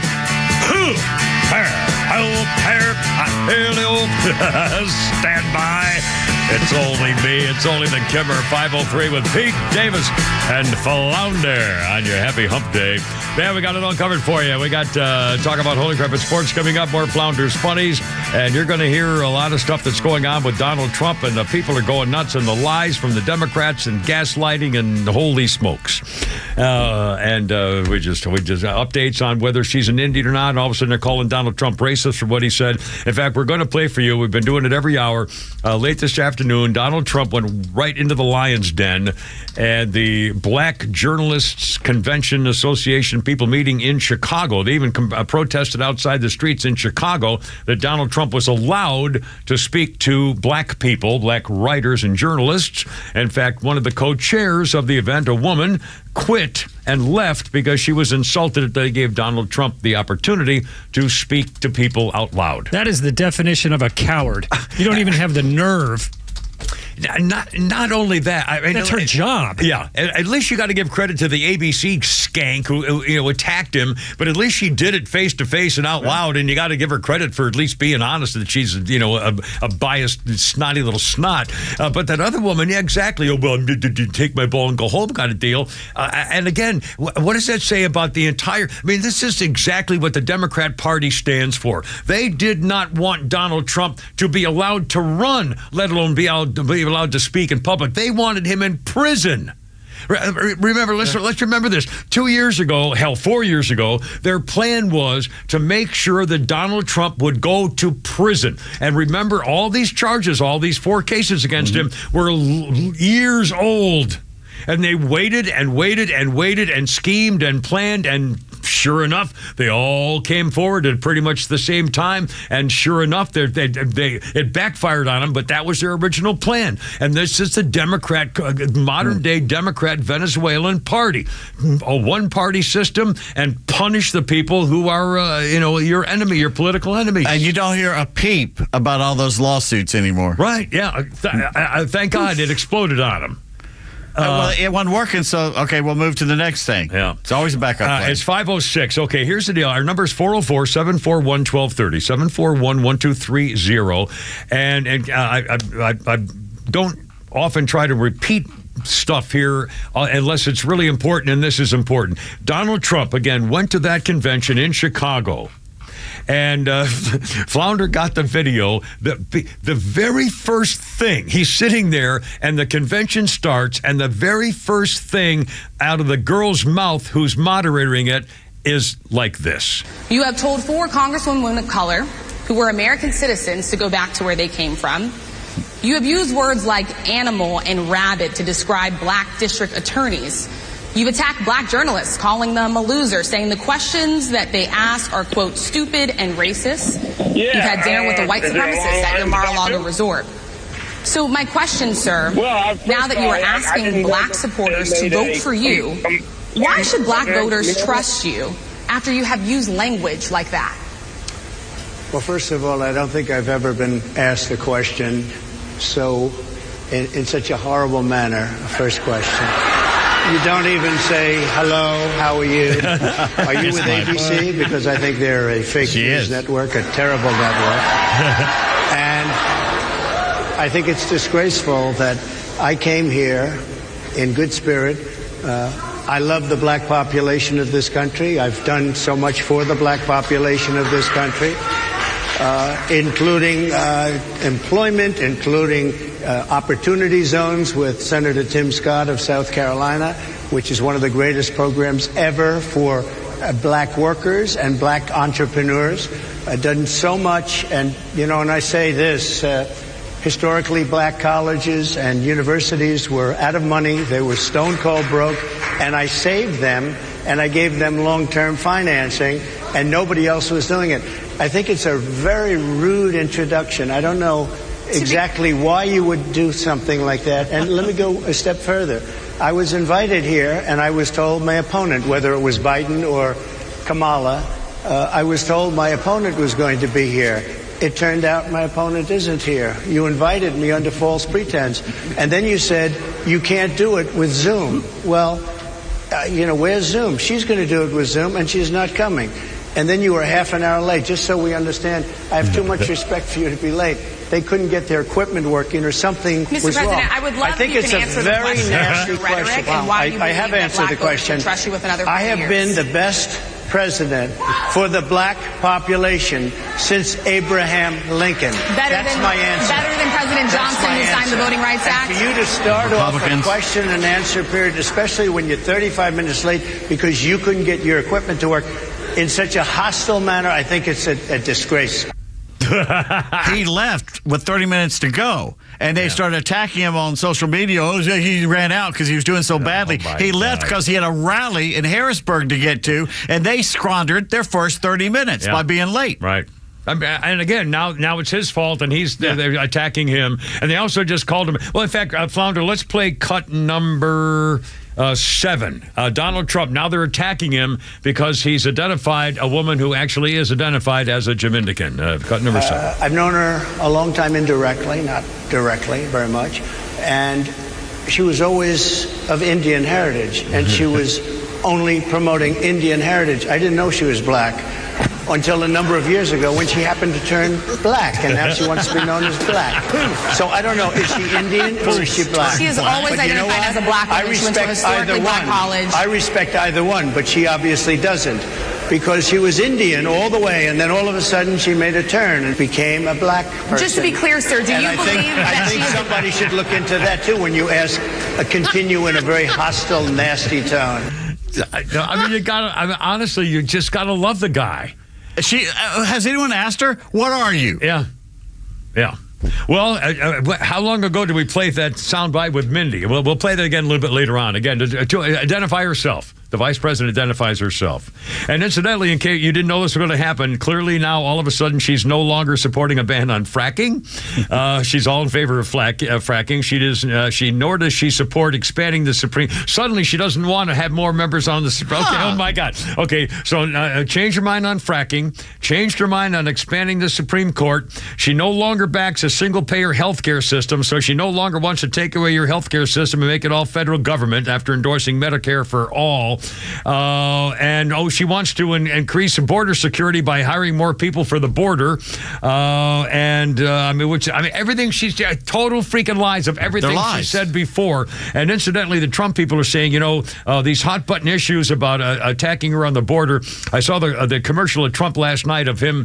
The commercial shows the border swarming with millions of people, and Carmela's dancing with all the little brown people celebrating their entry into America as the border czar. But they're saying, she can't flip-flop forever because she was a senator. She ran on this stuff. She ran when she was running for president. She's spoken about it many times. So you can't be faking it.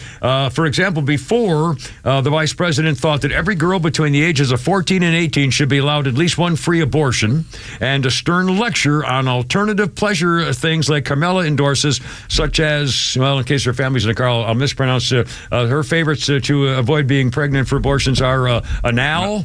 And origami. It's a famous Japanese thing of origami.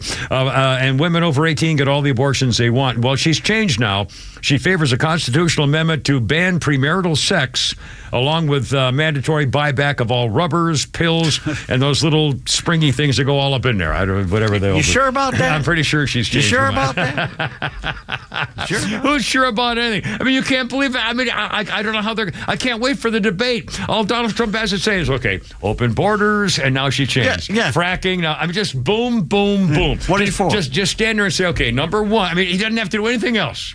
Nice to see you. Thank you. Okay, number one, just list them. You were for this, just now say, you're against it. You're against it. So how come you changed? Oh, just for the votes? Or okay, are you black or Indian or Jaminda? What are you? I mean, he probably shouldn't get into that. No. But oh my God, I mean, this is going to be freaking hysterical. Honestly, I'm looking forward to this.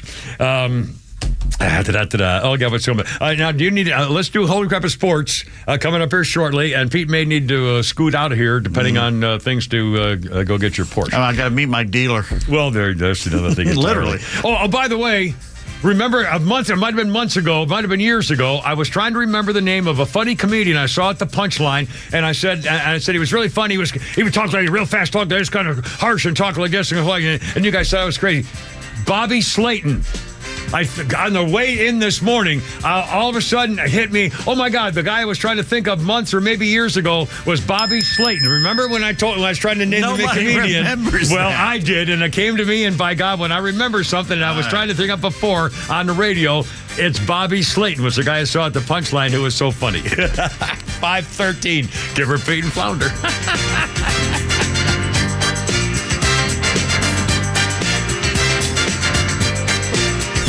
With so many questions about what happens next, trust the conservative voice of Atlanta for the latest news and the voices you need during such an uncertain time in America. Late last week, I said that Joe Biden would be gone by Sunday night. Usually, I'm so dead wrong with these spur-of-the-moment opinions, but this one, I just got lucky. It's bye-bye Biden. Proud to be Atlanta's conservative news and talk station, Extra 106.3 and the Extra app. Hey, it's Tuck here with an important message. As the weather heats up, Southern Exteriors is gearing up with unmatched quality and precision. For over 25 years, they've been delivering top-notch craftsmanship that you can rely on. And let me tell you, they're hotter than the campaign trail in July. Got a home exterior project that's got you feeling the heat? Don't sweat it. From roofing to siding, gutters to windows and doors. Call 877-9-SOUTHERN or visit southernexteriors.co. That's southernexteriors.co. Get a free consultation. Southern Exteriors, your home's best ally with any project. Hey Atlanta, it's Ben, host of the Weekend Ben Burnett Show, proudly brought to you by Peach State Pride. Each and every weekend, we bring you all the issues going on around the globe and what America's ultimate role is in order to drive our agenda forward as conservatives. And if you ever miss an episode, you can download everything I've ever done on Apple, Spotify, or you can go to the podcast park. See you around, Atlanta.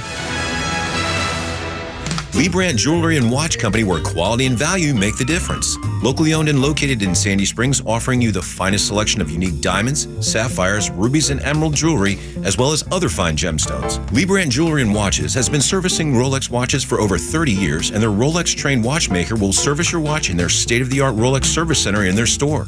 Lee Brandt uses only genuine Rolex parts, and their estimates are free. Drop by Lee Brandt in the Trader Joe's Shopping Center in Sandy Springs or visit LeeBrandt.com. Yeah, what's these? Oh, look out. Hey. How you doing? It's Rolling Caribbean Flounder. By the way, coming up, arsenic and dark chocolate. And cadmium. I thought that was the name of a candy bar. It's Cadbury. Oh, sorry. Anyway, holy crap, it's sports. And your Wednesday with Pete Davis.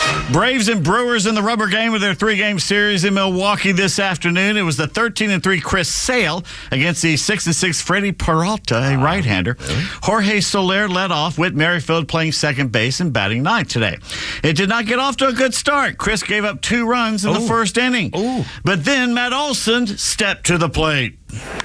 Olson hits one very well to deep left field. Cheerio going to the wall, and that's going to fly out of here.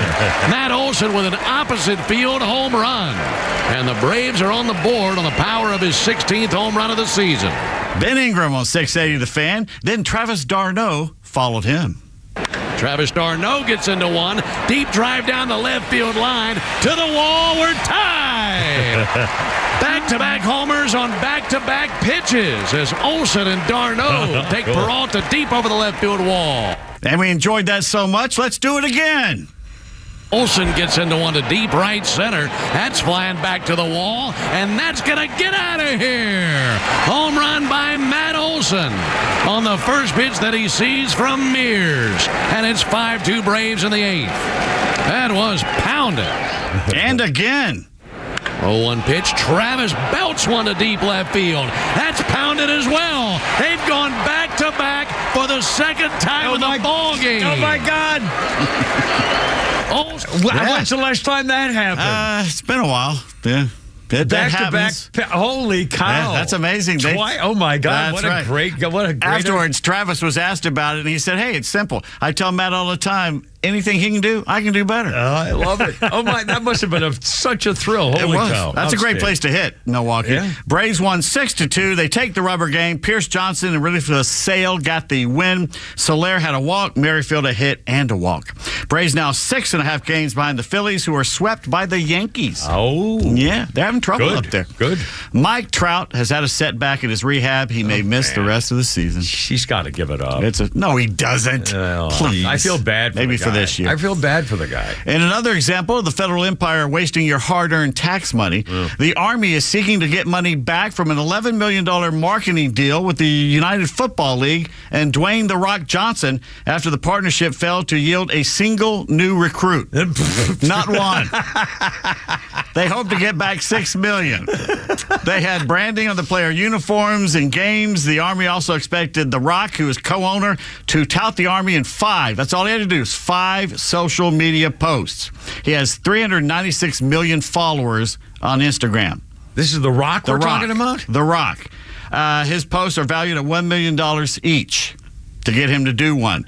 He only did 2 out of 5. Well, that's how lazy and incompetent he is. Good. He deserves it after what he called everybody in America who voted for Donald Trump. And not only did 0 new recruits appear, a review conducted by the Army projects that the partnership led to a loss of 38 enlistments.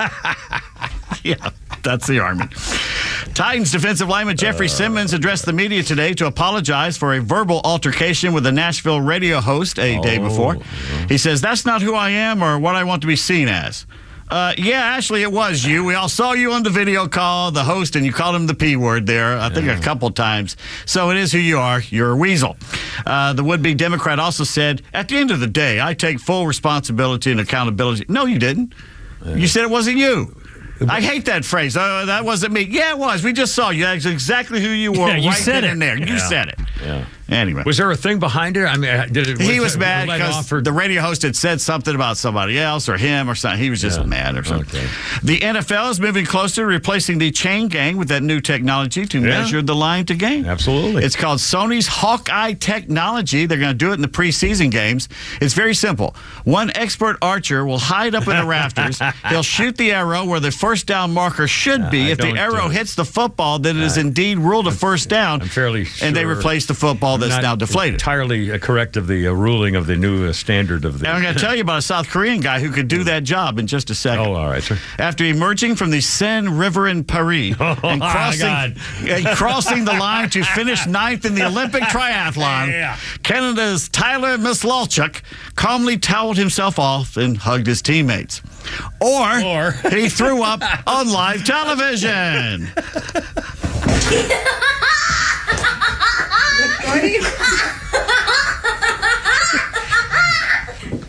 Is that a French accent? That's a little laughing? girl in a French accent. But of course, maybe. They even laugh oh my like God, that. they have French laughter. That's funny. If you watch that video, the girl trips and that little girl starts laughing at her, and you cannot help but laugh every time you hear it. Wow. It's amazing. He didn't throw up just once, though. He threw up 10 times.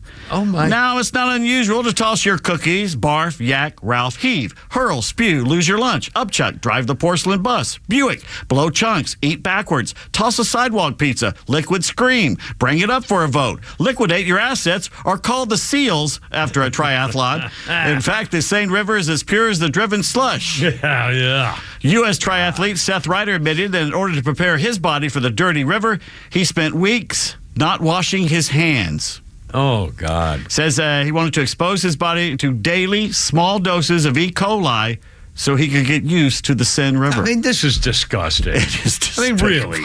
They can't get a part of a river clean. I mean, they don't have to do 90 miles of, to India or something. It's not that long My from God. the Atlantic to Paris. It's kind of windy and all that. But come on, it's not the Mississippi. Yeah, I mean, God. Please. South Korea was losing its archery match when Kim Jae-dyok picked up his bow, needing a 10 score, a perfect shot to help beat China. Years of practice had led him to this crowning moment in the Olympics. He steadied his hands, his eye, pointed the arrow, and prepared to release the string, looking for the sweet spot of the target. But that's when a honeybee came looking for something sweet himself. And they got it on video. It's on close-up. The bee landed on his left hand, on his finger, just as he was about to shoot. Oh, boy. It's right underneath the point of the arrow. Where he's, And he, basically, this is what happens. He tried to wave the bee away, but it returned to land on his right hand, which he has up here by his ear. His head. So it's right about his face. around his face. Okay. Somehow, Jae-dyok managed to fire the arrow and scored a perfect 10. Wow. He says, talk about pressure. I shoot it away, but it followed me. When it landed on my hand, I reminded myself, this is the Olympics, and I could not lower my arms. I had a strong determination to shoot. Good for him. Yeah, he is now 3 medals. He's not even 20 years old. Wow. And there's another Korean girl there who's she's like 30 years old. She's got a kid. She carries one of the toys of the kids on her belt, and she's a pistol shooter. And she's got this swag to her, man. She walks up there like she's John Wayne in a friggin' Western, and she leans back and everything. She is just the bomb. Yeah, cool. I'm telling you. Cool. The U.S. men's roundball team easily defeated South Sudan this time. They beat them by 1 earlier. They beat them 103-86. Oh, my God. So that's 14 and 17. Yeah, that's quite a bit. And the best Olympic tweet I've seen comes from Phil Werrell, who says, just been watching Olympic ladies beach volleyball, and there's already been a wrist injury. But I should be okay by Monday. Oh, hey, hi-oh. Oh, beach volleyball. You mean the ladies' skimpy panty, Some of them had the bikinis sand on. dancing? Yeah, sand dancing. This day, July 31st in sports, 1939. The Cardinals beat the Dodgers 5-2 at Sportsman's Park. What was so unusual about this game? 1939? Yeah, 1939. Sportsman Park, 1939. Well, they were all dressed like Nazis? No. They used colored baseballs. And it's okay to use that term because in 1939, that's what you said. The baseballs of color would be the proper. I'm kidding. They had a colorful baseball. What color were they using? I'll bet you yellow.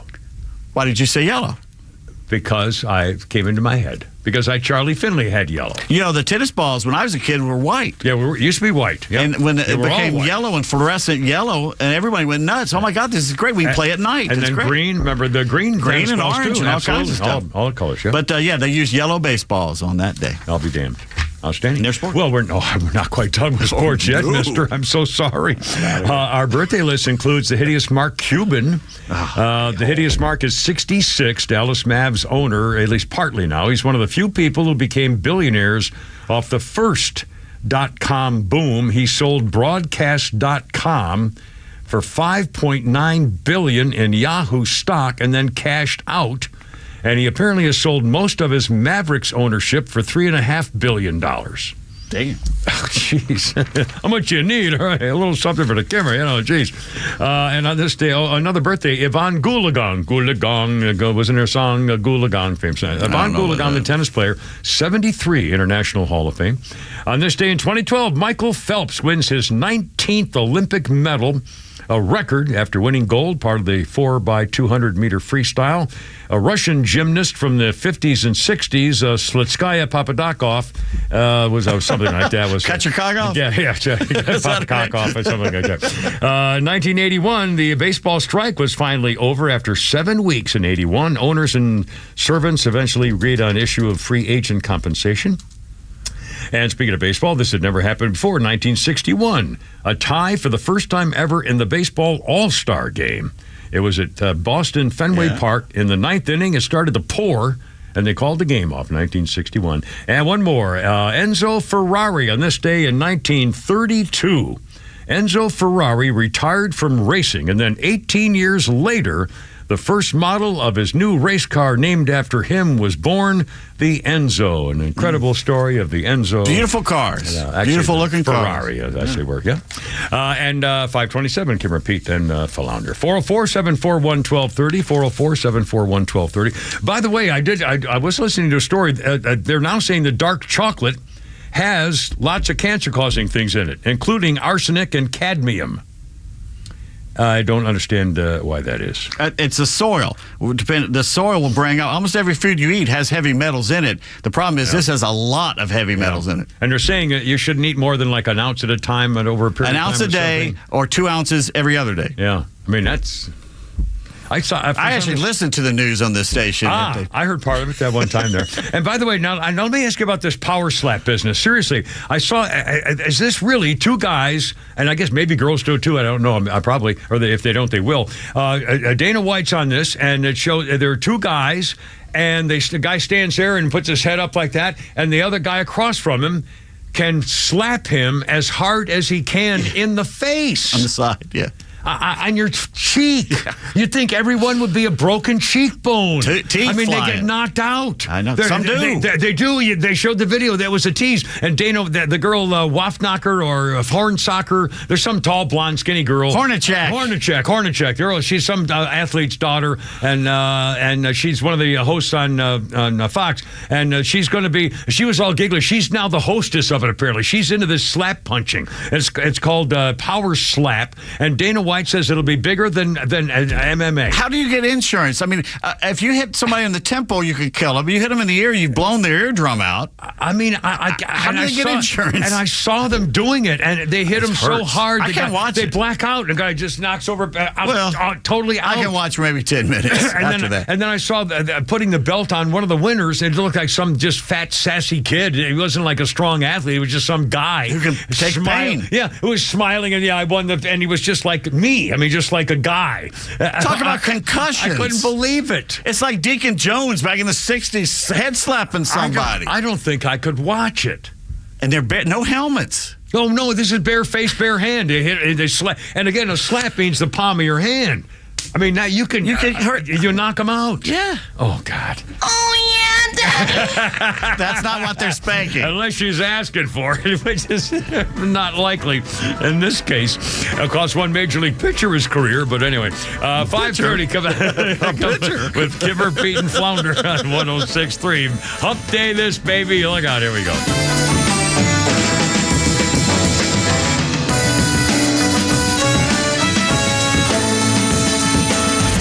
The 2024 election changes by the day. So with the future of the country on the line, you need more than headlines. You need the conservative voices you can trust, which is why the Conservative Voice of Atlanta brings you the local and national voices you need most to make sense of all the noise. We bring you proud veterans, Atlanta Talk radio legends, and local perspectives that shape our communities. It's going to be an interesting couple of months right here on Extra 106.3.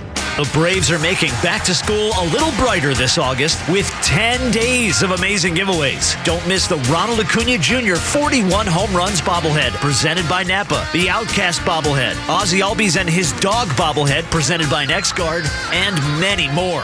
Come enjoy great baseball and collect these must-have items. Visit Braves.com/promos to see all of August's A-plus giveaways and to get your tickets. Atlanta Braves Baseball. We are Braves Country. Hey, it's Tug from my friends, the Frost family of First Liberty Building and Loan. You hear about their family's company all the time here on Extra 106.3. First Liberty has helped hundreds of small businesses grow by saying yes when the big banks say no. On Wall Street, opportunities to earn big returns are everywhere. But for Main Street investors, those opportunities are hard to find. Until now. Our First Liberty notes are now open to qualified Main Street investors, paying interest rates of 8 to 13% while helping fuel the growth of small businesses right here in Georgia. With a few basic qualifications and with as little as $25,000, qualified Main Street investors just like you can earn an 8 to 13% interest rate. If this is you, they'd love to hear from you. Go to FirstLibertyGA.com and consider joining the First Liberty family today. That's FirstLibertyGA.com. FirstLibertyGA.com. First Liberty notes are not obligations of or guaranteed by any financial institution and are not secured by any collateral. They are not FDIC insured or guaranteed by any government agency. You could lose money. Purchasers must verify their SEC accredited investor status. Securities are not being offered in any jurisdiction in which it is unlawful.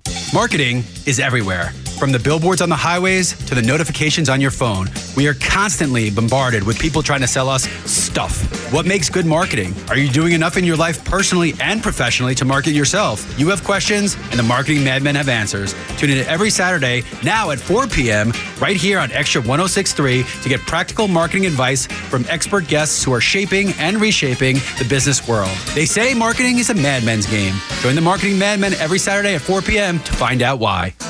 Hey there, it's Tara, owner and publisher of Our Town Monthly. Summer is over, and we are in back-to-school mode. So are our friends at Steve Raymond Chevrolet.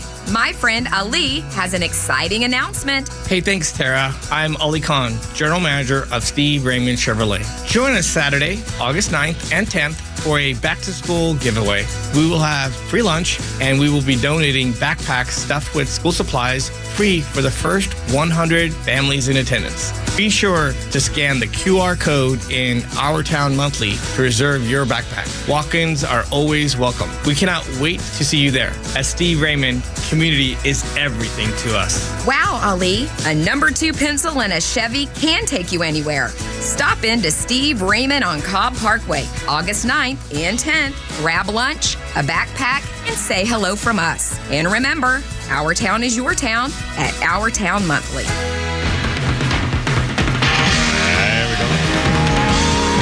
How's it going? 5:33. Kimmer, Pete, and Flounder at 106.3. And the Who. Is this a Tommy thing here? A beach is a place where a man can feel he's the only soul in the world that's real. Now, I don't know this song at all. What's this? Tell this me is about Bellboy. Bellboy. All right, sir. 1971, The Who, a security guard, was stabbed to death during a Who concert at New York's Forest Hill Stadium. That doesn't sound too good. Anyway, The Who. Let's see. Birthdays include B.J. Novak, 45. B.J. Novak is Ryan on The Office and a writer of some note. He went from being Michael's intern to being his boss and then back to being a temp. In The Office finale, he gave up his own baby to a complete stranger to run away with Kelly. That stranger was Kelly's boyfriend, the perfect ending for their character. Yeah, they were strange. That kind of jumped the shark for me. I stopped watching The Office when they got to all do the management people. It kind of lost me there. Also, the singer Lobo 81 years old. I think that's I'd love you to want me the way that I want you. I think that's Lobo, if you remember that from back in the day. Lobo was 81 years old. And on this day in history, 2014, Ray Rice publicly apologized for his domestic violence incident where he dragged his future wife out of an elevator by the hair, as I recall, saying when he apologized, "This is not who I am as a man and not who my mom raised me to be. I let so many people down for 30 seconds of my life that I can't take back." Well, that's true, but that's who you were at the time, my friend. You can't fake it out now. 5:35, Kimmer, Pete, and Flounder, although Pete had to go get his car. So is he getting like an Uber or something? No, I believe the place where he gets the work done, they come and get him. Oh, okay. There you go. My place, I get a car. They let me drive the car. Anyway, I'm an idiot. Sorry. Our 5 o'clock hour is sponsored by our good friends at Lee Brandt Jewelers, where luxury jewelry and watches are affordable. Drop by their store in Sandy Springs or visit LeeBrandt.com. 404-741-1230. 404-741-1230. We'll have a little fun here as we finish up the last part of the actual radio program. Actually, if you remember, Pete was talking about how that comedian Andrew Schultz did the Kamala 7-Eleven joke. I got it here if we want to listen to it. Let's do it. Yeah, let's make it. Again, the issue now is whether Kamala's side piece is now claiming to be black, and whether if you say that, you're a racist because she's Indian, but if you say that, you're a racist or something. But anyway, here's this guy talking about it. Biden is out and Kamala is in. The election went from drool runnings to cool runnings faster than a female cop can fumble her firearm.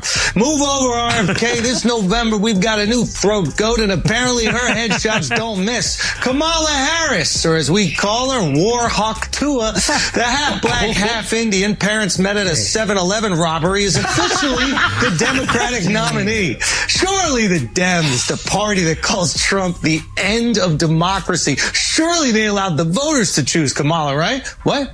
No? Kind of feels like the Democrats dragged Biden's lifeless corpse through the campaign long enough to avoid a primary so they could place whoever they wanted as the nominee. And that's about as democratic as North Korea's Got Talent. North Korea's Got Talent. Didn't Kim Jong-un once shoot an 18 for a round of golf? I mean, every hole in one. And what's that guy's name, Flounder? It's Andrew Schultz. He's a very funny guy.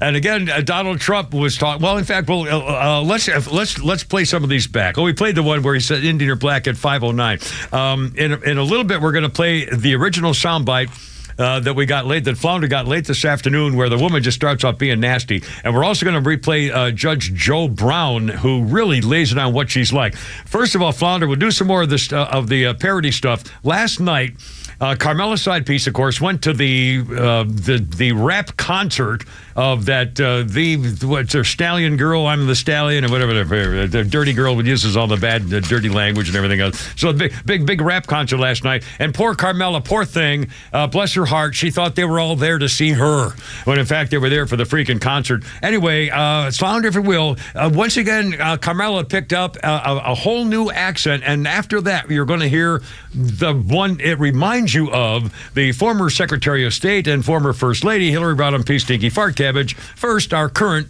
Vice President, if you will. And you all helped us win in 2020, and we're going to do it again in 2024. You got to do it again, baby. Just keeping it crunk. And now, if this reminded you of something, they can't stop faking it for the votes. I don't feel no ways tired. Oh, my God. I've come too far from where I started from. Nobody told me that the road would be easy. I don't believe he brought me this far to leave me. Yeah, Hillary Rodham P. Stinky Fart Cabbage. 5:39. And have you got that one that you just got comparing the two? Yes. Should we do that? Okay.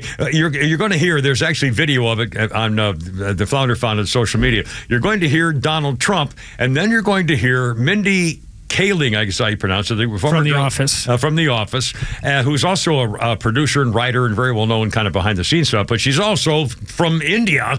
And remember, they did a whole thing on her Indian heritage one day on The Office show a couple times. Anyway, so you're going to hear Donald Trump talking about Carmela's race, and then you're going to hear whether or not that's all true with Mindy and Carmela as we go. Here we go. So I don't know, is she Indian or is she black? She is always But you know identified what? as a black woman. I She went to a respect historically either black one. college. Okay, so what we're going to cook today This is Mindy. is an Indian recipe. Yes. Because Yes. you are Indian. Yes, yes. So we're both Indian, Yes. but actually we're both South Indian. Yes.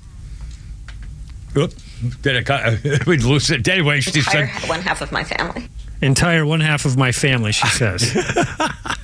And by the way, there's pictures on social media now of her in her Indian garb and her entire family's Indian garb. I mean, unless she's culturally misappropriating her heritage. I mean, what? Again, this is all nonsense. But anytime you say anything, you're a racist.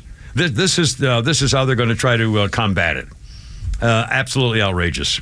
Let's see. 404-741-1230. If you just joined us also earlier today, this just came out. The video from James Copenhagen. He's one of the guys who was shot at the Donald Trump attempted assassination on July 13th. He was using his cell phone to take video of him being at the rally. His cell phone video has now been released. And the cell phone video of James Copenhagen, who was shot in the arm and then the belly, didn't even know he was shot the second time. It was also shocking. He was looking through his cell phone, taking video, and he was behind Donald Trump. So the video shows him from his viewpoint looking behind Donald Trump, over Donald Trump's shoulder, into the building in the foreground ahead of Donald Trump, and you can see the shooter on the roof. James Copenhagen actually saw the guy shooting him. James Copenhagen has the video, and if he could see behind Donald Trump, he was several yards behind Donald Trump, looking over his shoulder from the rear, and he could see the building ahead of them where the guy was on the roof with his rifle. How is it possible? And again, somebody was in on something. This can't just be total incompetence by everybody, could it? I mean, is that possible? I don't understand how it could happen. And again, we're not getting the answer. So, well, us not getting the answers gives us the answer. Well, like I say, if there's a vacuum in a scandal or a story, or there's no middle part. If there's a vacuum, we're going to fill it. We're going to fill it with whatever we think is appropriate. And honestly, this just takes the whole Secret Service and the FBI and all these investigators one notch even lower than they are now. And the public trust. Don't trust either of them anymore. God, it's just bizarre. Oh, also kind of a fun story today. Elon Musk and Nicolas Maduro, the Venezuelan dictator, may be getting into a fist fight. The Venezuelan dictator claims he won his recent election, and of course everybody's saying he didn't win, he stuffed it, and he was a fraud. Even Jimmy Carter's group at the Carter Center saying, no, there was totally lack of transparency. We don't know what happened, except obviously it looks like a joke. Maduro is a 61-year-old former bus driver. He's been their a Venezuelan dictator for some time, and Elon Musk said, Maduro leave. Venezuelans choose to end the communist dictatorship of Nicolas Maduro. The data announced a crushing victory of the opposition, and the world is waiting for you to recognize the defeat after years of socialism, misery, decadence, and death. And that's what Elon Musk wrote. So here's what I'll have to translate for you. Here's what the president of Venezuela said in return. He's challenging Musk to a fight. Flounder, if you would, sir. President, this is cut number 3. Elon Musk, quien se mete conmigo, se seca. I want him quien se mete dead. con Venezuela, se seca. I want his family dead. ¿Quieres pelea? Vamos a darle, I Elon want his Musk. house burned to the Soy ground. hijo de Bolívar y de Chávez. I want his children tortured. No te tengo miedo, I will Elon Musk. kill him and slit his Vamos a throat. darlo, pues. Donde quiera. Burn him alive. Como decimos en Caracas, en los barrios. Oh, and then we'll si have a tú party. quieres, yo quiero, Elon Musk. ¿Di dónde? Yeah. Well, Elon Musk says, fine, let's have a fight. And, of course, he never did the fight with Zuckerberg. That didn't come off as a word. I would have paid to see that, by the way. I definitely would have paid money to see Zuckerberg and Elon Musk in a fight. Apparently, they're both taking lessons on self-defense or whatever. Anyway, so Maduro, Elon Musk said, well, okay, let's do a fight. If you lose, Maduro, then you have to resign as dictator. And if I lose, I'll give you a free flight to Mars. Apparently is what they're going around social media. So I think that's probably a very, very, very good sign. The Olympics more. Haven't been watching much of it. The ladies team, again, all-around championship gold medal. There was a lot of real fun example stuff, but I haven't watched much of it. And I'm kind of turned off by it after the original open ceremony, to be honest with you. Anyway, what do you think? 404-741-1230. Kimmer, Pete, and Flounder on 106.3. Happy Hump Day. Beautiful afternoon right now.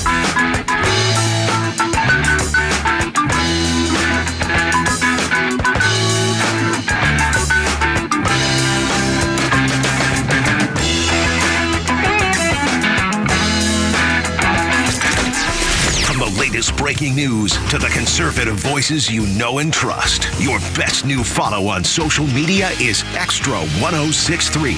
We are at XTRA 1063 on Twitter, Facebook, TikTok, Threads, and LinkedIn, and pretty much any social media you scroll through every day.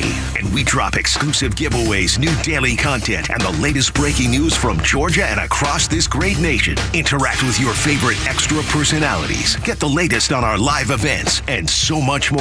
Follow at Extra 1063 across all your social media and keep up with Atlanta's only conservative voice. Have you heard about Sonder and their Georgia-based Medicare Advantage health plans? Sonder Health Plans is committed to revolutionizing healthcare, making it straightforward, personal, and affordable. Call them and ask if you qualify for their fantastic $400 grocery card offer and $0 premiums. They've even got their own radio show and podcast called Weekend Wellness, dedicated to keeping all Georgians healthy and happy at every age. Call 800-331-2928 or visit SonderHealthPlans.com. Sonder Health Plans is an HMO with a Medicare contract. Enrollment in Sonder Health Plans depends on contract renewal. We've all heard it before. Buy one, get one Windows. 10% off if you call today. $500 off if you sign tonight. But are these really as special? If it sounds too good to be true, it probably is. Hi, this is Candace with Exovations, and have I got a tip for you. Don't fall for it. It's exhausting trying to keep up with all the fake specials being offered. And we all say the same thing. We're all licensed, we're all insured, we all have 5-star reviews. At Exovations, we want to earn your business the right way. But don't take our word for it. Let us show you why we say we are different from other contractors. To find out what it means to have an on-time, on-budget, and stress-free renovation, call me today at 770-205-2995 or online at exovations.com. That's exovations.com. Being in an accident really bites. You need people around you that are going to make the whole process easier to deal with. I just described David Van Sant at Van Sant Law. He used to work for the insurance companies. What an advantage. He knows who to call, what to say, and they're not going to pull the wool over his eyes. Give him a call. Van Sant Law, 855-GA-INJURY, vansantlaw.com, 855-GA-INJURY.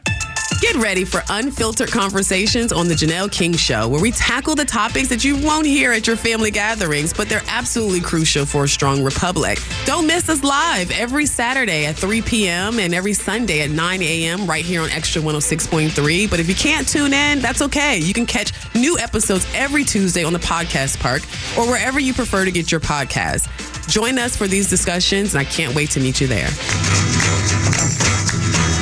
Here we go. I wanna tell you how it's gonna be. I always like this song. You're gonna give your love. By anybody who did it. I like the song no matter who did it. I'm gonna love you night and day. Fade away, baby. Dun, dun. Not fade away. 1967, the Stones at an appeal court in London gave Mick Jagger a conditional discharge and quashed Keith Richards' conviction for permitting his house to be used for the purpose of smoking marijuana. In 1967, on the same day, 1963, the Stones went to the Eel Pie Island, I guess it is, in Twickenham, Middlesex, The island was the site of the Eel Pie Hotel on the River Thames, where many up-and-coming acts appeared, including The Who, the Yardbirds, Pink Floyd, the Blues Breakers, and David Bowie in 1963. That goes way back. Our birthday list includes, I always had a crush. I thought this was a beautiful woman, Geraldine Chaplin. I think it was Charlie Chaplin's daughter, if I'm not mistaken. Geraldine Chaplin had that beautiful black hair, silky hair, and black eyes, and she was just seemed real pretty to me. She reminded me of, no, I can't think of the name now, so that's stupid.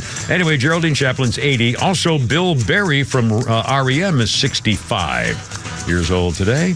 And on this day in history, builders in 1792. On this day, builders laid the first cornerstone of the U.S. Mint in Philadelphia.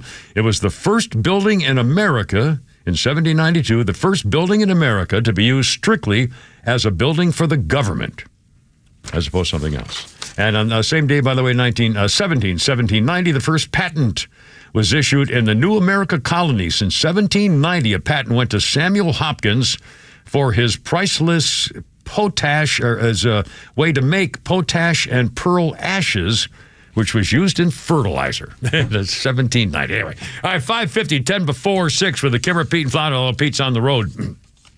Again, I wonder if he's listening with his making his driver listen to the show. Poor bastard. Hey, it was fun until now, mister. No matter what. Get some rock and roll on there. A little country music or something. He'll be fine. Anyway, well, let's do that. We're talking about Carmela's side piece, America's shiftless and lazy border czar. What a freaking joke that is. And now all of a sudden she's changed her opinion and her stance and her issues in 180 degrees. She's no longer calling for everybody to give up their own private insurance and have to go with the government insurance. She's no longer doing a buy back the guns and mandatory buyback, which is confiscation, by the way, because they didn't buy them in the first place. You're not buying them back. And she's not getting away with it. Flounder, Judge Joe Brown was a very famous judge on TV. He was actually a judge, but before I think it was before Judge Wapner, or maybe about the same early time, and Judge Janine, all those people. Judge Joe Brown was a judge, a famous TV judge, and he was asked his opinion about the vice president and actually said all this. But I got to ask you about Kamala Harris. How you feel about her? She's a piece of shit. Dope. I was in California. She lacked professional competence, and she worked on it by hiking up her hemline when she needed influence rather than researching. She's always tried to do the casting couch to get where she wants. Oh, man. Now, the problem is that'll get somebody to a certain level quickly, but you can't get past that level if you don't have competence and talent. My thing about it is if I'm crude about it, in this city years ago, I used to represent a whole bunch of pimps and hoes, and I know a hoe when I see one. I say this, I don't care, women, you do what you want to do if you want to have recreational sex, but when you do the casting couch or anything else for professional purposes to get paid or advance, you a hoe. And she's an old hoe. And the problem is what is she supposed to do? One of her sycophant slaves comes up and unwraps her in a carpet naked at Putin's feet, and he says, "Oh yeah, I'm Julius Caesar." He said, "No, ho, I got better stuff here already. Plus, I don't want you anyway, you old woman. Get on up." You know, or Xi Jinping, is he supposed to be impressed? She's doing word salad. Well, we're here today because China and the U.S. are here today, and that's why we have to agree on what we're doing here today. Like, fool, what did you just say? Did you say anything? Fool. I love it. And again, he's a black guy. He's a black judge. And she's a black former prosecutor and attorney general, and I mean, good Lord. Well, it depends on which day she's black. Sometimes she's Indian, absolutely, Jamaican. Outrageous. In fact, I got a couple of quick update stories, and then I want to play the first cut of Donald Trump. The number 9, the new one that you got, the long one, the number 9 cut here in just a moment. A couple of quick updates just in. The mastermind and 2 other terrorists involved with the 9/11 attack on America are supposed to be going on trial at Guantanamo Bay. They are going to plead guilty as part of a deal that will allow them to escape the death penalty. Hold on, I got to get the thing on here for this. Sheikh Mohammed, Walid Mohammed, Sheikh Mubarak bin Attash, and Mustafa Ahmed Adama Hawasi, 3 of the accused in the 9/11 case, are making deals spared the death penalty, part of a plea agreement under Carmela Side Peace. The administration of Carmela Side Peace, a guy whose twin brother John was a New York City police officer killed in the 9/11 attacks, says, I can't believe it. We've been waiting a long time for this. I wanted the death penalty. The government has failed us. See if we have any more on this. The specific terms are not immediately available. They're announcing it tomorrow, apparently. The defendants accused of providing the training, financial support, and everything else for the hijackers on 9/11 in the year 2001. They accepted a plea deal. Victims' families are outraged, of course. Well, no kidding. I mean, this is what these people do. Another quick update story here. Iran's supreme leader orders a strike on Israel to retaliate for the guy they assassinated, who was behind the killing and the murders and everything else. And he went to Iran. Went to Iran to celebrate their new Iranian chief guy, and the Israelis bombed him while he was visiting his girlfriend and blew them both up to smithereens. Anyway, now Iran says we're going to come and get you for that. So here we go. Again, this is the administration under Harris and Biden, and then we're that much more close. We had that much closer, to another explosion of war in the Middle East. So here we go. All right, 5:55. Flounder, let's do Donald Trump when he, the very first thing, when he sat down to be interviewed by black journalists, the very first thing out of her mouth welcoming him was like this. You have told 4 congresswomen of color who were American citizens to go back to where they came from. You have used words like animal and rabbit to describe black district attorneys. You've attacked black journalists, calling them a loser, saying the questions that they ask are, quote, stupid and racist. You've had dinner with a white supremacist at your Mar-a-Lago resort. Oh, my God. So my question, sir, dinner guest. Now that you are asking black supporters to vote for you, why should black voters trust you after you have used language like that? Well, first of all, I don't think I've ever been asked a question so in such a horrible manner. First question. You don't even say, hello, how are you? Are you with ABC? Because I think they're a fake news network, a terrible network. And I think it's disgraceful that I came here in good spirit. I love the black population of this country. I've done so much for the black population of this country, including employment, including opportunity zones with Senator Tim Scott of South Carolina, which is one of the greatest programs ever for black workers and black entrepreneurs. Done so much, and and I say this, historically black colleges and universities were out of money. They were stone cold broke, and I saved them, and I gave them long-term financing, and nobody else was doing it. I think it's a very rude introduction. I don't know exactly why you would do something like that. And let me go a step further. Check this out. I was invited here, and I was told my opponent, whether it was Biden or Kamala, I was told my opponent was going to be here. It turned out my opponent isn't here. You invited me under false pretense. And then you said you can't do it with Zoom. Well, where's Zoom? She's going to do it with Zoom, and she's not coming. And then you were half an hour late, just so we understand. CPT, I have too baby. much respect for you to be late. They couldn't get their equipment working, or something Mr. was President, wrong. I would love I think if you it's can a answer the very question on nasty your rhetoric question. and why can't you take think it. that Answer black the voters question. should trust you with another 4 I have years. been the best president for the black population since Abraham Lincoln. Better than President Johnson, who signed the Voting Rights President Act. Johnson, give me a break. Question and answer period, especially when you're 35 minutes late because you couldn't get your equipment to work in such a hostile manner. I think it's a disgrace. God bless America. 5:58 Flounders Funnies with a Kim Rapine Flounder. One more shot, if you would, sir. She put Life 360 on my phone. That's so they can track you even when they're not near you. You might not even know you have it on your phone. It's worse than what the government's. I would rather the government track me than her. She just calls me, why are you at Krispy Kreme Donuts? I'm like, look, I'm not going to live like this, all right? If I was like donuts. I'm not going to lock my phone in a gym locker and go pay cash for donuts. I've done it, but I'm not going to do it every time. God forbid I go to a store she has a coupon for. I mean, I'll be walking into the parking lot, just get a call, don't buy anything, I have a coupon. I'm like, do you think I'm going to come home and get that coupon? Is that what you think's about to happen?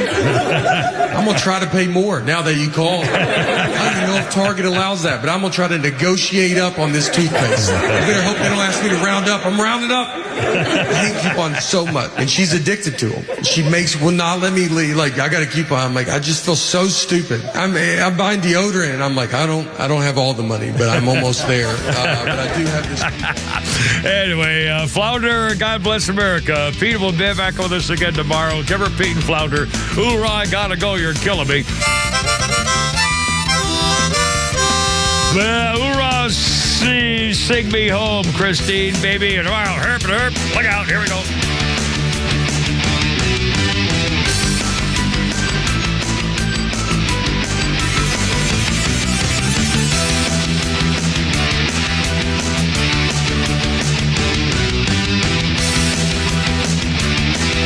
The Morning Extra from 6 to 10 a.m. and The Kimmer Show from 3 to 6 p.m. Only on WFOM and W292EV Marietta. Extra 106.3 FM.